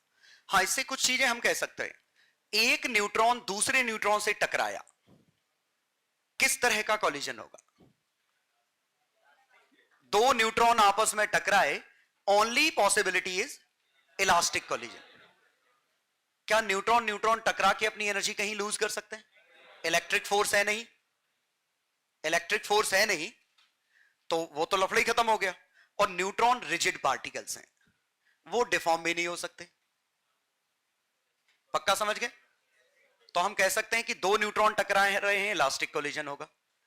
लेकिन मैं कह रहा हूं कि अगर दो H एटम टकरा रहे हैं, एक H एटम से टकराया, अच्छे से ध्यान देना ये मैं क्या कह रहा हूं, एक न्यूट्रॉन न्यूट्रॉन से टकराया, तो इलास्टिक कोलिजन ऑलवेज।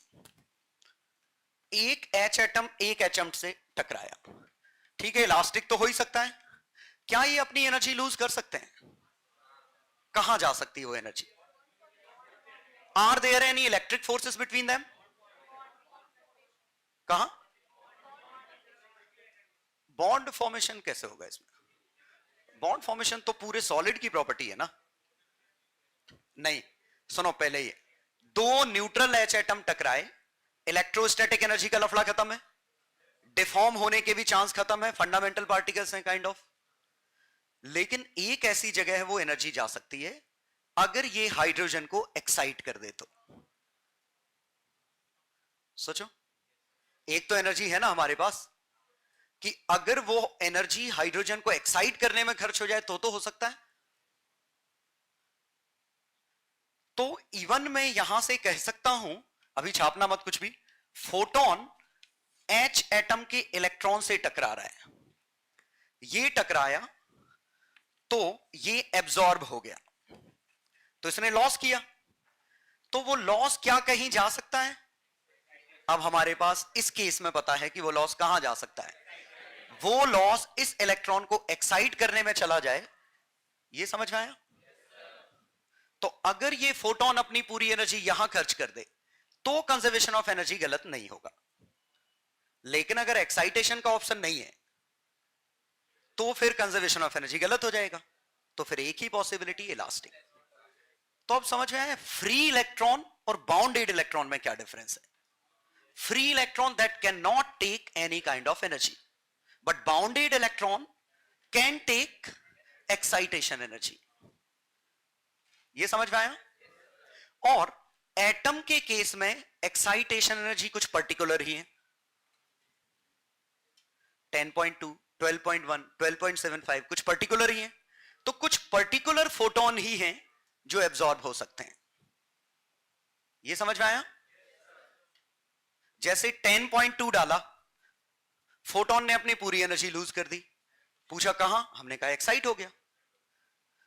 अगर यहां 5 इलेक्ट्रॉन वोल्ट दिया, आपने कहा पूरी एनर्जी चली गई, हमने कहा कहां, पता नहीं, क्योंकि एक्साइट तो कर नहीं सकता। बात समझ में आई? तो अगर 5 इलेक्ट्रॉन वोल्ट का फोटोन डाला तो एक ही पॉसिबिलिटी बची, क्या?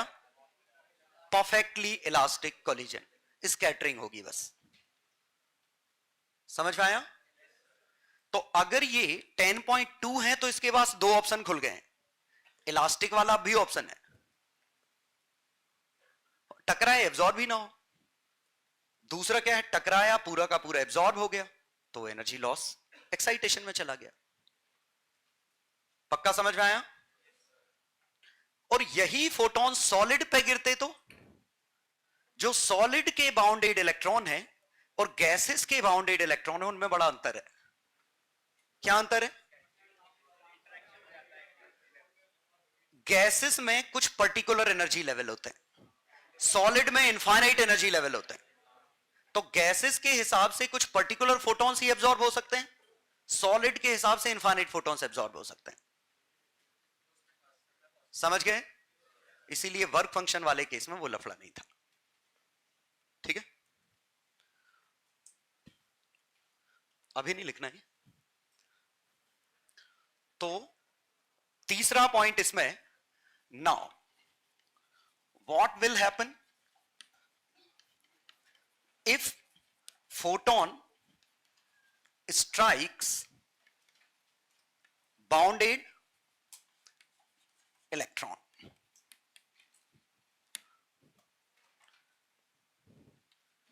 ये अगला पॉइंट इसका कि अगर बाउंडेड से टकराएगा तो क्या, तो हम क्या करेंगे, if energy of photon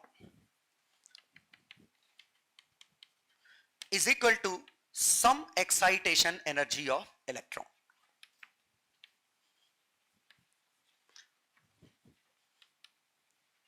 It can be absorbed. Else, elastic scattering is only possibility. Only possibility.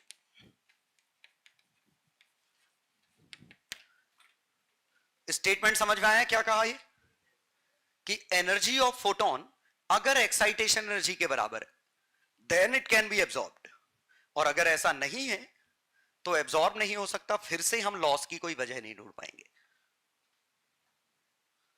ठीक है,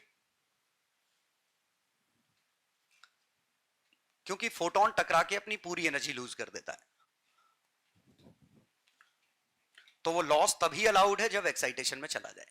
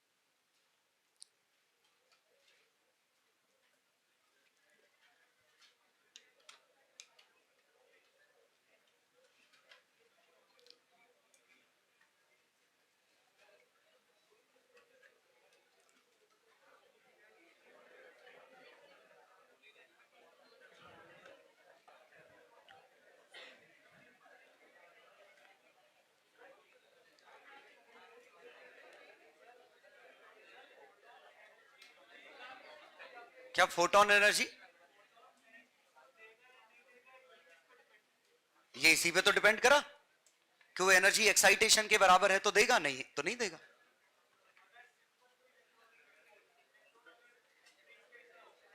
तो फिर नहीं दे सकता. मतलब और जब से क्या चल रहा है, डिपेंड किस पे करेगा, कंजर्वेशन ऑफ एनर्जी ट्रू हो रहा है कि नहीं ट्रू हो रहा है. अगर वो बाउंडेड वाली ऑर्बिट नहीं हुई, पिछली क्लास में बताया था ना कि लेगा और तुरंत के तुरंत फोटोन बाहर फेंक देगा, तो ऐसा हुआ ना.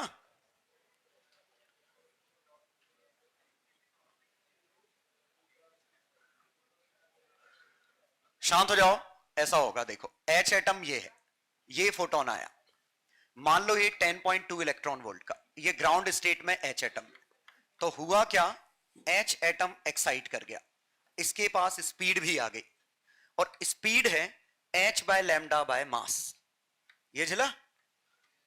लेकिन इसकी काइनेटिक एनर्जी जो निकली, ये समझ में आया. पहला देखो, फोटोन अगर इस पे गिरा और चूंकि इसकी एनर्जी 10.2 थी, ये एक्साइट हो सकता था, तो इसकी जो एक्साइटेशन एनर्जी में जो गेन है, वही एनर्जी में गेन कितना है, 10.2. ऑब्वियसली इसकी काइनेटिक एनर्जी में भी गेन हुआ होगा, लेकिन हमने पिछली क्लास में निकाला था वो 10 पे -8 टाइम्स कुछ था. मतलब मैं क्या कह रहा हूं यहां पे कि H C by lambda is equal to E excitation वाला plus kinetic energy of atom. लेकिन ये तो निग्लिजिबल है, तो excitation energy is equal to H C by lambda. समझ गए, तो पूरी की पूरी एनर्जी एक्साइटेशन में चली गई. लेकिन जरा दूसरा देखिए, ये हमारा 6 इलेक्ट्रॉन वोल्ट का, या चलो 11 इलेक्ट्रॉन वोल्ट था, ये H एटम ग्राउंड स्टेट पे था, तो चूंकि ना तो 10.2 है ना 12.1 है, उनके बीच में है, तो दरअसल ये फोटोन इस पे गिरेगा, इलेक्ट्रॉन एक्साइट होकर सडन डी एक्साइट हो जाएगा, और अगर वो सडन डी एक्साइट हुआ तो इसने वापस से फोटोन फेंक दिया, और वो किसी और डायरेक्शन में फेंक सकता है, तो उसके हिसाब से इसको वेलोसिटी लेनी पड़ेगी कुछ। ये समझ में आया? और अब बिल्कुल वही इलेक्ट्रॉन वाला जो हमने क्रॉम्पटन इफेक्ट देखा था, कॉम्पटन इफेक्ट सॉरी, बिल्कुल वही हो जाएगा कि इसने क्या किया, इलेक्ट्रॉन एक्साइट हुआ, लेकिन स्टेबल ऑर्बिट नहीं मिली, तुरंत वापस आया, फोटोन बाहर फेंक दिया और किसी और डायरेक्शन में फेंका।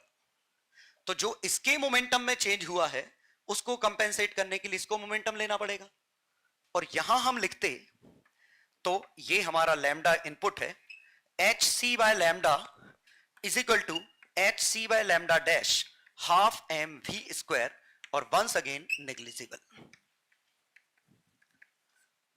ये समझ गए? और ये नेग्लिजिबल क्यों? क्योंकि mass of atom is very very much more than mass of photon. ये समझ गए? तो यहां आपको वेवलेंथ में सिग्निफिकेंट चेंज दिखेगा नहीं, इवन इलेक्ट्रॉन वाले क्रॉम्पटन इफेक्ट में भी सिग्निफिकेंट चेंज नहीं दिखेगा अगर आप विजिबल लाइट से एक्सपेरिमेंट कर रहे हो तो। रियलिटी यह है कि वो विजिबल लाइट से, क्योंकि विजिबल लाइट का मास काफी कम होता है फोटोन का मास, लेकिन अगर हाई एनर्जेटिक फोटॉन्स डालते ऐसे कि उनका मास इलेक्ट्रॉन के मुकाबले कंपेरेबल होता, ये तो ठीक वही है, बहुत बड़ा ट्रक है और हम छोटे छोटे कंकड़ मार रहे हैं, इलास्टिक कोलिजन है, तो ना तो ट्रक पे असर आएगा ना कंकड़ की स्पीड पे असर आएगा, लेकिन अगर उनकी साइज कंपेरेबल होते, मास कंपेरेबल होते, तो सिग्निफिकेंट असर समझ में आता। ठीक है? तो जो कॉम्पटन इफेक्ट एक्चुअली परफॉर्म किया गया था विजिबल लाइट के साथ नहीं था, वो था एक्स रेज के साथ। अच्छा, विजिबल लाइट का मास कितना होगा? विजिबल लाइट, अगर मैं इसका एनर्जी ले लूं 2 इलेक्ट्रॉन वोल्ट, मास कैसे निकालते हैं? एच एफ बाय सी स्क्वायर। तो इसका 2 इलेक्ट्रॉन वोल्ट 1.6 इंटू 10 पे माइनस 19, ये 9 इंटू 10 पे 16, वैल्यू देखो कितनी बनेगी, 10 पे minus 35, 32 by 9 1 by 3। Mass of electron कितना है? 10 पे माइनस 31, तो ये मास ऑफ इलेक्ट्रॉन से काफी कम है। लेकिन सोचो अगर मैं यहां 2 इलेक्ट्रॉन वोल्ट की वजह से 2000 इलेक्ट्रॉन वोल्ट ले लेता, तो यहां 10 पे माइनस 31 आता, अब तो साइज कंपेरेबल हो जाती, मास कंपेरेबल हो जाता, अब तो असर अच्छा खासा दिखेगा। समझ गए? तो एक्सरेज की एनर्जी इस ऑर्डर की होती है, विजिबल लाइट की एनर्जी फ्यू इलेक्ट्रॉन वोल्ट होती है, एक्सरेज की एनर्जी किलो इलेक्ट्रॉन वोल्ट में होती है। तो वो एक्सपेरिमेंट जब एक्सरे के साथ परफॉर्म करेंगे तो वेवलेंथ में चेंज अच्छा खासा दिखेगा। एक्सरेज लास्ट लेक्चर में होती हैं, बस ये समझो X rays are powerful rays. Powerful समझ में आया? विजिबल लाइट पेनिट्रेट नहीं करती, एक्सरेज पेनिट्रेट कर जाती है, तो एक्सरेज की एनर्जी 1000 गुनी ज्यादा होती है विजिबल से।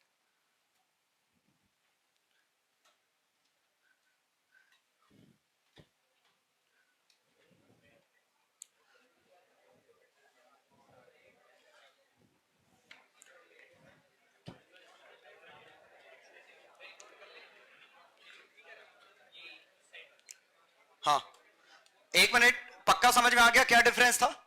कि अगर फोटोन ठीक उतना ही हुआ तो एक्साइट हो जाएगा, अगर फोटोन उतना नहीं हुआ तो फिर इलास्टिक स्कैटरिंग होगी, तुरंत डी एक्साइट होकर डी एक्साइट होगा, वापस से फोटोन फेंक देगा, और फोटोन रफली वही होगा जो इंसिडेंट था। ठीक है? Lambda dash is approximately lambda.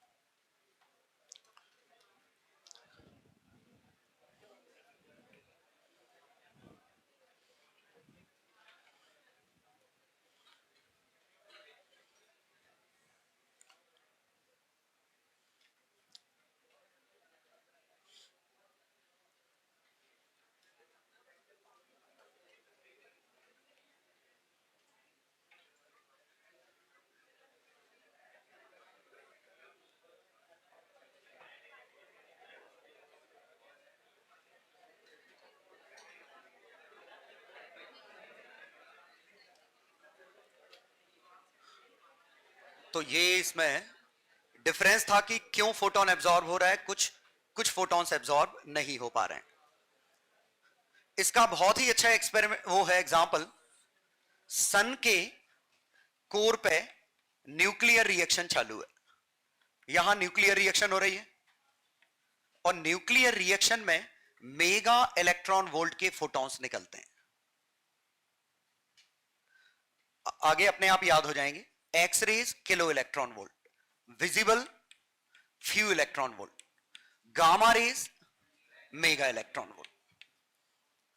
तो यहां मेगा इलेक्ट्रॉन वोल्ट के फोटोन बाहर निकल रहे हैं, लेकिन जब हम बाहर से देखते हैं तो ये विजिबल लाइट मिलती है, हमें सन से तो गामा रेज नहीं मिलती, यहां से तो फ्यू इलेक्ट्रॉन वोल्ट है, यहां ये मेगा इलेक्ट्रॉन वोल्ट है। और वजह क्या है कि ये फोटॉन्स जब बाहर निकलते हैं तो इतनी बार इस तरह के कोलिजन करते हैं, इतनी बार कोलिजन करते हैं कि जो छोटा छोटा लॉस होते होते होते होते इतनी बार कोलिजन है कि यहां से यहां होते होते mega electron volt few electron volt में कन्वर्ट हो जाता है। और इवन आप इससे अंदाज लगाइए, यहां के फोटोन को यहां तक पहुंचने में जो टाइम लगता है वो time billion years, billion years लगता है जो अंदर जो फोटोन है वो सरफेस तक आने में।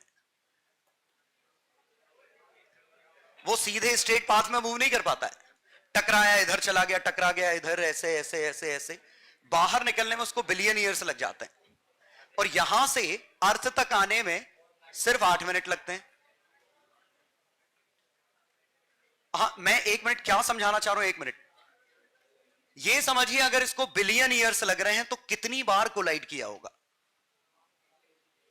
और कितनी बार कोलाइड किया होगा। हम ये कह रहे हैं कि ये एनर्जी नेग्लिजिबल है, ये लॉस काफी कम है, लैम्डा में चेंज काफी कम आएगा, लेकिन अगर ये इनफाइनाइट बार कोलिजन हो जाए तो क्या तब भी कम आएगा? तब तो सिग्निफिकेंट हो सकता है ना, समझ गए? सिंगल कोलिजन में भले ही वो लॉस नेग्लिजिबल हो, लेकिन अगर लगातार कोलिजन ही किस्मत में लिखा है, बिलियन ईयर्स पे कोलिजन करते ही जा रहे हैं, करते ही जा रहे हैं, तो शायद हर कोलिजन पे इतना परसेंट लॉस भी होगा तो भी वो इतना हो जाएगा कि उसकी एनर्जी नेग्लिजिबल बचेगी। अब आ गया समझ में कि सन का रिएक्टर चालू है, लेकिन कहां? कोर पे, सरफेस पर रिएक्शन नहीं हो रही है सन की, समझ गया ना? सिर्फ कोर पे ही रिएक्शन चालू है अंदर, ठीक? तो मैं यहां यह कहना चाह रहा हूं कि फोटोन का एटम के साथ कोलिजन होना और वेवलेंथ स्लाइटली बढ़ जाना, एनर्जी घट जाना, यह बहुत ही प्रैक्टिकल प्रोसेस है, यह वाकई में होता है। लेकिन सडन एब्जॉर्प्शन होना, पूरा एब्जॉर्ब कर जाना एक ही सिंगल कोलिजन में, वो तो तभी पॉसिबल है जब वो एनर्जी एक्साइटेशन के बराबर हो। तो बड़े से डिस्कशन का छोटा सा conclusion, only those photons will be absorb whose energy is equal to excitation energy, बस। If the energy is not equal to excitation, then we can almost assume that photon doesn't change its energy at all। ये समझ गए? मतलब हम मान लेंगे elastic collision है, कोई चेंज नहीं आया, फोटोन निकल गया जो का तो।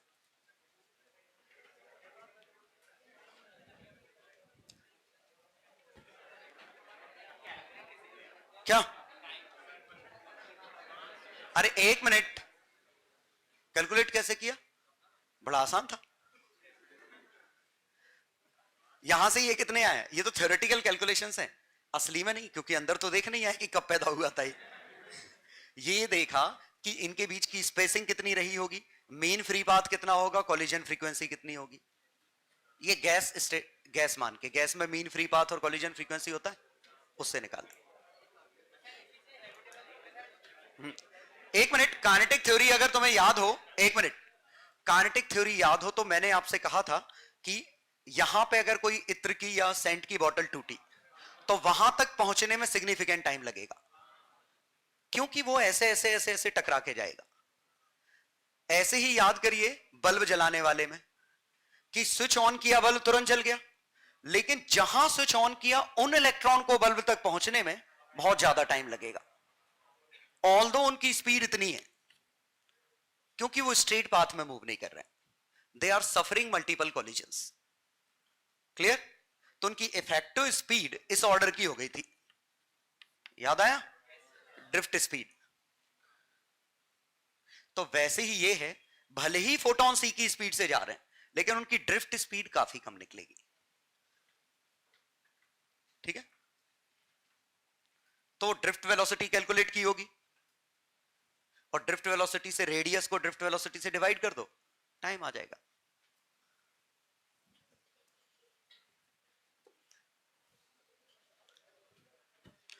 अच्छा, ड्रिफ्ट वेलोसिटी टेम्परेचर के साथ बढ़ती है या घटती है? टेम्परेचर बढ़ाने पे ड्रिफ्ट वेलोसिटी कम होती है, क्योंकि जितने ज्यादा कोलिजन उतना कम टाइम मिलेगा, और यहां टेम्परेचर तो बहुत ज्यादा है, तो उसकी ड्रिफ्ट वेलोसिटी बहुत ज्यादा कम हो जाती है। समझ गए? चलो वापस आते हैं।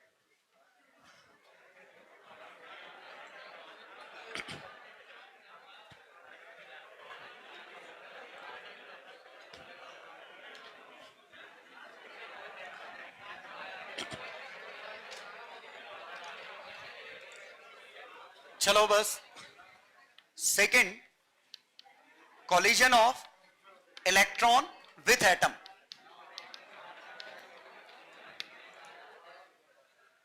तो if energy of electron is more than excitation, atom may excite, else elastic scattering।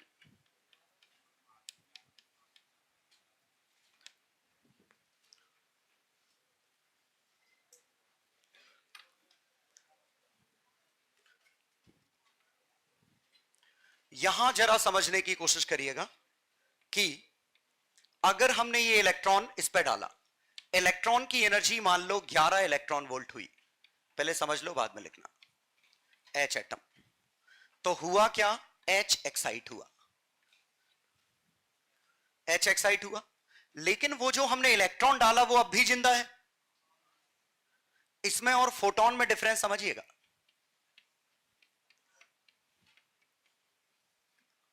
ये डिफरेंस समझ में आया? तो यहां पे ये लैम्डा था, यहां पे ये v था, तो यहां एक इक्वेशन थी हमारी क्या? h by lambda equal to M v, एक थी h C by lambda is equal to half M we square, दो इक्वेशन थी। यहां पे अगर देखें तो दो इक्वेशन लिखते तो h by lambda momentum m v, लेकिन एक एक्स्ट्रा अननोन हमारे पास आ गया। ये समझ में आया? और दूसरी एनर्जी जब लिखते h C by lambda is equal to half M we square, half mass of electron v dash square plus excitation energy 10.2। तो जब हम इलेक्ट्रॉन की बात कर रहे हैं तो वहां इलेक्ट्रॉन के पास मोमेंटम है, लेकिन यहां फोटोन इसके अंदर चिपक गया था, तो फोटोन के पास मोमेंटम नहीं था। या और भी आसान, यहां सिर्फ E इक्वल टू 0 का केस हो सकता है, E इक्वल टू 0 या E इक्वल टू 1, लेकिन जब इलेक्ट्रॉन टकराएगा तो बीच के केस भी हो सकते हैं, क्योंकि इलेक्ट्रॉन थोड़ी ना एब्जॉर्ब होगा उसमें, फोटोन का एब्जॉर्ब होना कंपलसरी है, इलेक्ट्रॉन का एब्जॉर्ब होना कंपलसरी नहीं है। तो इट मे बी पॉसिबल कि इलेक्ट्रॉन अपनी पूरी एनर्जी ट्रांसफर ना करे। फिर रिपीट कर रहा हूं, फोटोन के पास एक ही ऑप्शन है, या तो पूरी एनर्जी दो या बिल्कुल मत दो। इलेक्ट्रॉन के पास ऑप्शन एक एक्स्ट्रा बढ़ गया है कि आप पूरी एनर्जी देना चाहो पूरी दे सकते हो, कम देना चाहो कम दे सकते हो, लेकिन वो हम डिसाइड करेंगे कि वो एनर्जी हमें चाहिए कि नहीं। इसने कहा पूरी 11 ले लो, इसने कहा 11 तो अपने बस का नहीं है, 10.2 दे दो। उसने कहा 0.8 का क्या करूंगा? बोले तुम ले जाओ ना। लेकिन फोटोन अगर 11 होता तो फोटोन ने कहा मेरी पूरी 11 ले लो, इसने कहा नहीं 10.2 चाहिए, 0.8 का क्या, उसने फोटोन से कहा तुम ले जाओ, तो फोटोन का मुझे तो एब्जॉर्ब कर लिया, मैं कहां ले जाऊंगा। समझ गए? तो पॉसिबल नहीं है कि फोटोन एब्जॉर्ब वो ले जाए अपनी एनर्जी, क्योंकि फोटोन परफेक्टली एब्जॉर्ब होता है और वो परफेक्टली इनइलास्टिक कोलिजन करता है। लेकिन electron can perform partially elastic collisions as well. तो यहां क्या मैं लिख रहा हूं कि सिंस इलेक्ट्रॉन, एक minute, electron can perform partially elastic collision also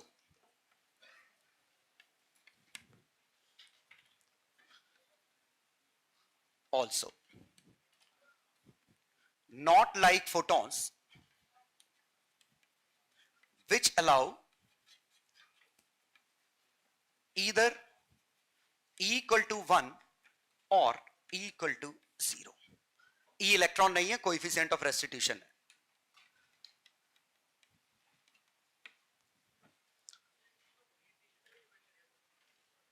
हम तो हेड ऑन इंपैक्ट की बात कर रहे हैं। हाँ एक मिनट ध्यान दो कि इलेक्ट्रॉन और एटम के साथ क्या डिफरेंस आया, तो मैं वजह लिख रहा हूं, since electron can perform partially elastic collisions, photon की तरह नहीं जिसने दो ही ऑप्शन रखे थे, या तो मुझे एब्जॉर्ब करो या कुछ मत करो।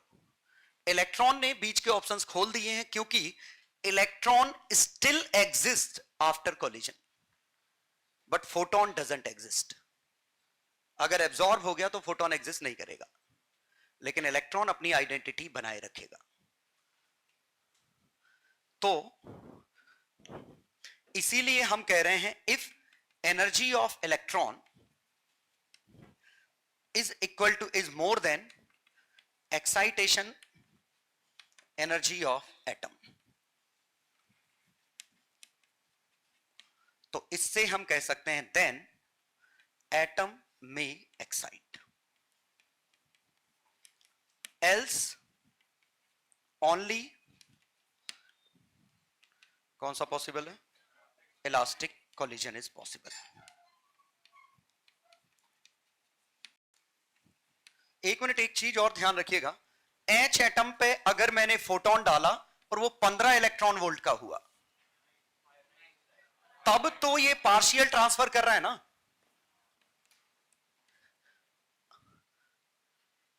अब ये फोटोन ने क्यों पार्टी बदल दी, अभी तक तो कह रहा था मैं तो पूरी दूंगा एनर्जी, अभी तो कह रहा है 13.6 है, क्योंकि अब जो बची हुई एनर्जी है, एक नया बंदा पैदा हो गया यहां, इलेक्ट्रॉन, जिसने एटम ने कहा कि मैं तो बहुत भारी हूं, मैं तो एनर्जी ना के बराबर लूंगा।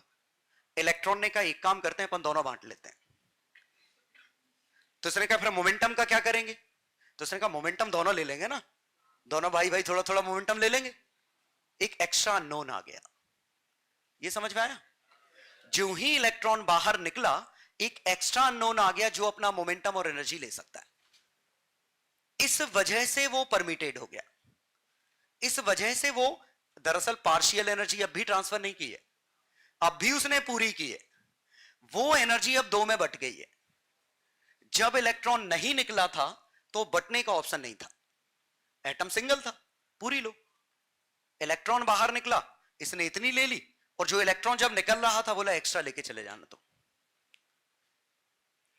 समझ गए क्या? इसके पास कम होगी, इलेक्ट्रॉन निकलने वाले के पास तो होगी ना। तो ये बात समझ में आई कि फोटोन जब 13.6 से बड़ा है तो क्यों पार्टी बदल दे रहा है, तब क्यों कर दे रहा है कि कोई भी फोटोन एब्जॉर्ब कर लो चलेगा, क्योंकि एक इलेक्ट्रॉन निकल जा रहा है।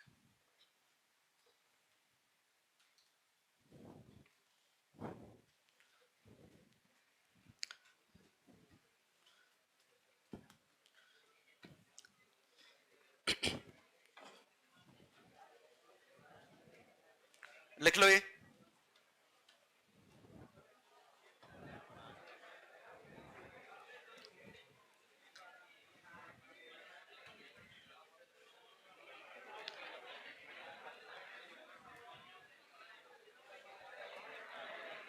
लेफ्ट वाला पार्ट।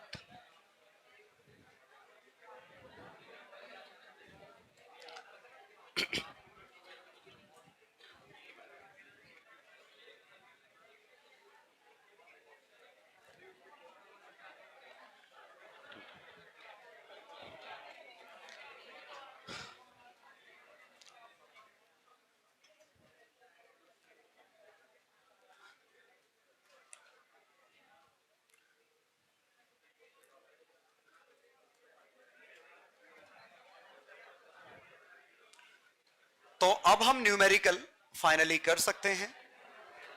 शांत हो जाओ, छोड़ दूंगा मैं तुम्हीं पर, नहीं तो करने के लिए। एच एटम से मैं वही रिपीट कर रहा हूं पुराना, photon collides with H atom in ground state. What will happen is, if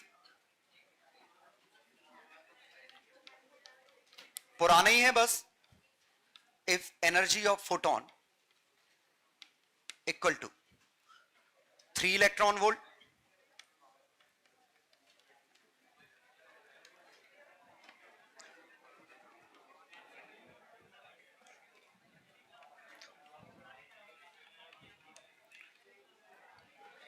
चलो तो अब आंसर हमारे पास है। पहले का आंसर क्या आएगा? Elastic scattering. इसका क्या आएगा? इलास्टिक स्कैटरिंग और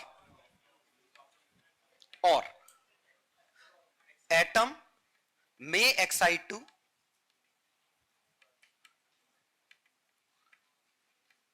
ये समझ में आया? इलास्टिक स्कैटरिंग तो अब भी ऑप्शन है, ठीक है? तो जरूरी नहीं फोटोन गिरेगा तो वो एक्साइट हो ही जाएगा, तो ये ऑप्शन है। इनमें से क्या होगा किसी को नहीं पता, तो क्वांटम फिजिक्स सिर्फ पॉसिबिलिटी बताती है कि पॉसिबिलिटी ये है, इसमें भी कंजर्वेशन ऑफ एनर्जी और मोमेंटम ट्रू है। There is one more possibility where both are true. पहले केस में इकलौती एक ही पॉसिबिलिटी थी। 12.1 में इलास्टिक और एच एटम में एक्साइट टू, 12 में इलास्टिक ओनली, 15 में इलास्टिक और एच एटम में आयोनाइज और and emit electron with kinetic energy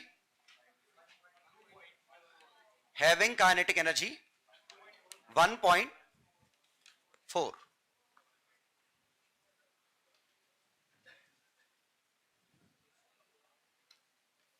interesting तो दूसरा पार्ट है। इलेक्ट्रॉन, अभी मत छापो कुछ, समझ लो बस। Collides with H atom at rest, what will happen? वही है, if kinetic energy of electron equal to, पहला 3 electron volt, 10.2 electron volt, 12.1 electron volt, 12 electron volt, 15 electron volt. अब जरा आंसर बताओ। पहले का आंसर इलास्टिक ओनली, दूसरे का आंसर यहां भी कोई डाउट, इलास्टिक और H atom excites 2n equal to 2। तीसरे का इलास्टिक और एच एटम में excite to, n equal to 1 और n इक्वल टू 2। 2 और 3 है, 2 और 3, सॉरी 2 और 3। ये समझ में आया? इस बार पार्शियल एनर्जी सप्लाई करना अलाउड है। तो ये 12.1 की कैपेसिटी रखता है, ऐसा कोई जरूरी नहीं कि ये 12.1 पूरा लूज करे। फोटोन के लिए जरूरी था, इलेक्ट्रॉन के लिए जरूरी नहीं, तो हो सकता है ये 10.2 ही लूज करे। बचे हुए का क्या करेगा? काइनेटिक एनर्जी में। तो ऑप्शन क्या है? इलास्टिक होगा या H atom n equal to 2 पे प्लस एक इलेक्ट्रॉन होगा जिसकी काइनेटिक एनर्जी 1 पॉइंट, ये समझ गए? H atom n equal to 2 पे होगा और इलेक्ट्रॉन की n इक्वल टू 3 और इलेक्ट्रॉन की काइनेटिक एनर्जी ना के बराबर। तो लास्ट में इसमें 12 में इलास्टिक और H excites to n equal to 2 plus electron, kinetic energy 1.8। समझ गए? अगली पॉसिबिलिटी नहीं है। तो दरअसल 12 के साथ इनफाइनाइट पॉसिबिलिटी झिला कि हो सकता है इलास्टिक हो सकता है फर्स्ट तक एक्साइट करे, सेकंड तक एक्साइट करे, थर्ड तक हो सकता है आयोनाइज कर डाले। बात समझ में आई? और सब में जो एक्स्ट्रा काइनेटिक एनर्जी आएगी वो इलेक्ट्रॉन है, और अगर आयोनाइज का केस हो गया तो 2 इलेक्ट्रॉन है। कौन से? एक जो हमने फेंका था, एक जो नया पैदा हो गया। तो समझ में आया? तो क्वांटम फिजिक्स इतनी इजी टू एडॉप्ट नहीं है, या इजी टू डाइजेस्ट तो नहीं है कम से कम, क्योंकि नॉर्मल मैकेनिक्स के लॉजिक थोड़े से गलत होने लगते हैं। नॉर्मल मैकेनिक्स के हिसाब से क्या फर्क पड़ता है कि वो फोटोन है कि इलेक्ट्रॉन है? एनर्जी तो है ना हमारे पास। ये ठीक वही है जो थर्मोडायनेमिक्स में कंजर्वेशन ऑफ एनर्जी, और जब हम एंट्रोपी की बात की तो ये पता चला था कि वो परमिसिबल है या नहीं है। क्योंकि थर्मोडायनेमिक्स के हिसाब से फर्स्ट लॉ के फर्स्ट लॉ के हिसाब से चाहे आप ठंडे से एनर्जी निकाल के गर्म को दो, चाहे गर्म से निकाल के ठंडे को दो, कंजर्वेशन ऑफ एनर्जी तो सही है। अब इनमें ऑटोमेटिक प्रोसेस कौन सी है जिसमें गर्म से ठंडे को दोगे? तो एक नया लॉ आया जिसने एनर्जी ट्रांसफर की रिस्ट्रिक्शन को जनरेट किया। यहां भी नया लॉ आया। कौन सा? चार्जेस के केस में स्टैंडिंग वेव फॉर्मेशन का, जिसने क्वांटाइजेशन को डेवलप किया। मतलब कंजर्वेशन ऑफ एनर्जी के हिसाब से अगर 12 है तो यह भी दे सकता है 10.2, लेकिन क्वांटम ने कहा नहीं, फोटोन को पूरी एनर्जी ही देनी पड़ेगी। तो ये एक्साइट नहीं कर पाया, इसने एक्साइट कर दिया। ठीक,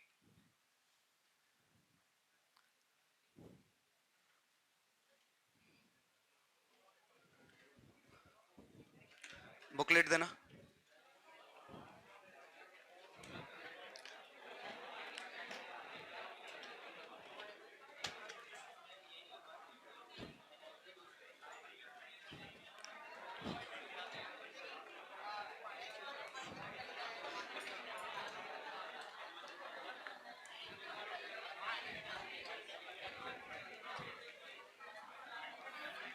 होमवर्क है DCT 5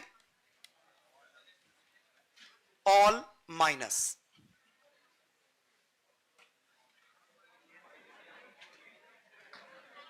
एक मिनट, ऑल माइनस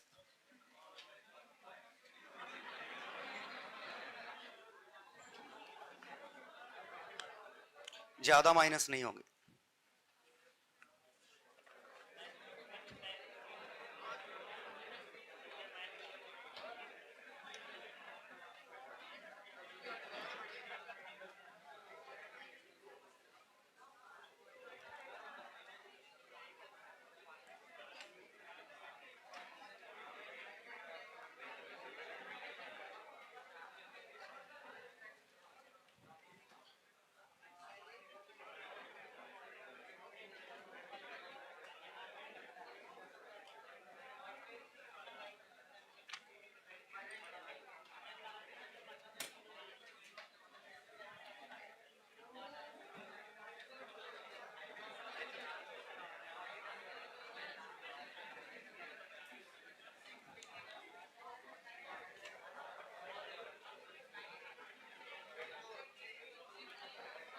चलो, हाँ, पूरी डीसीटी मोर और लेस पिछली क्लास की जैसी है। पूरी डीसीटी पिछले क्लास की रिवीजन है। इवन आज की पूरी क्लास में भी नया कॉन्सेप्ट कुछ नहीं सीखे, बस ये हम सीखे हैं कि फोटोन और इलेक्ट्रॉन में क्या अंतर है। ठीक है।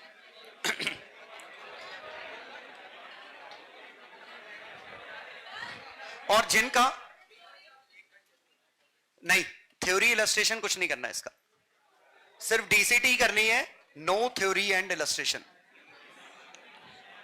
3 तो 2 पेज हैं थ्योरी इलस्ट्रेशन के, नो पे कैंसिल नहीं है।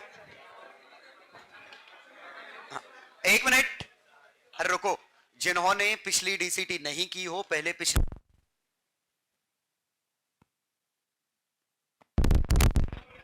जिन्होंने पिछली डीसीटी नहीं की है पहले पिछली करिए, फिर उसके बाद इसका नंबर आएगा, ठीक है। तो आज की क्लास में हम कहा जाए तो एक ही चीज सीखे हैं। 1 मिनट, क्या हुआ, तुम कहां जा रहे हो? जितना जाना पड़ता है आते ही क्यों, इससे अच्छा मत आओ ना यार, कौन तुम्हें देख रहा है।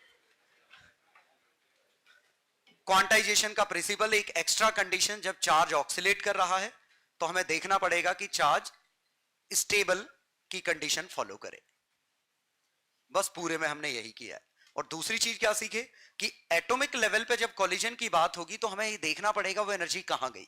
आप साउंड, हीट, डिफॉर्मेशन ये टर्म यूज नहीं कर सकते। तो एक ही पॉसिबिलिटी है कि वो एक्साइटेशन में गई। अगर एक्साइटेशन पॉसिबल है तो इनइलास्टिक कॉलिजन हो सकता है, अदरवाइज ओनली इलास्टिक कॉलिजन होगा, ठीक है। बस इतना सीखे। तो ये अगली क्लास में मिलते हैं अपन। कल मेरी क्लास नहीं है, परसों होगी। हाँ, कल टेस्ट नहीं है। और परसों मतलब परसों कब है टेस्ट? कब बोला?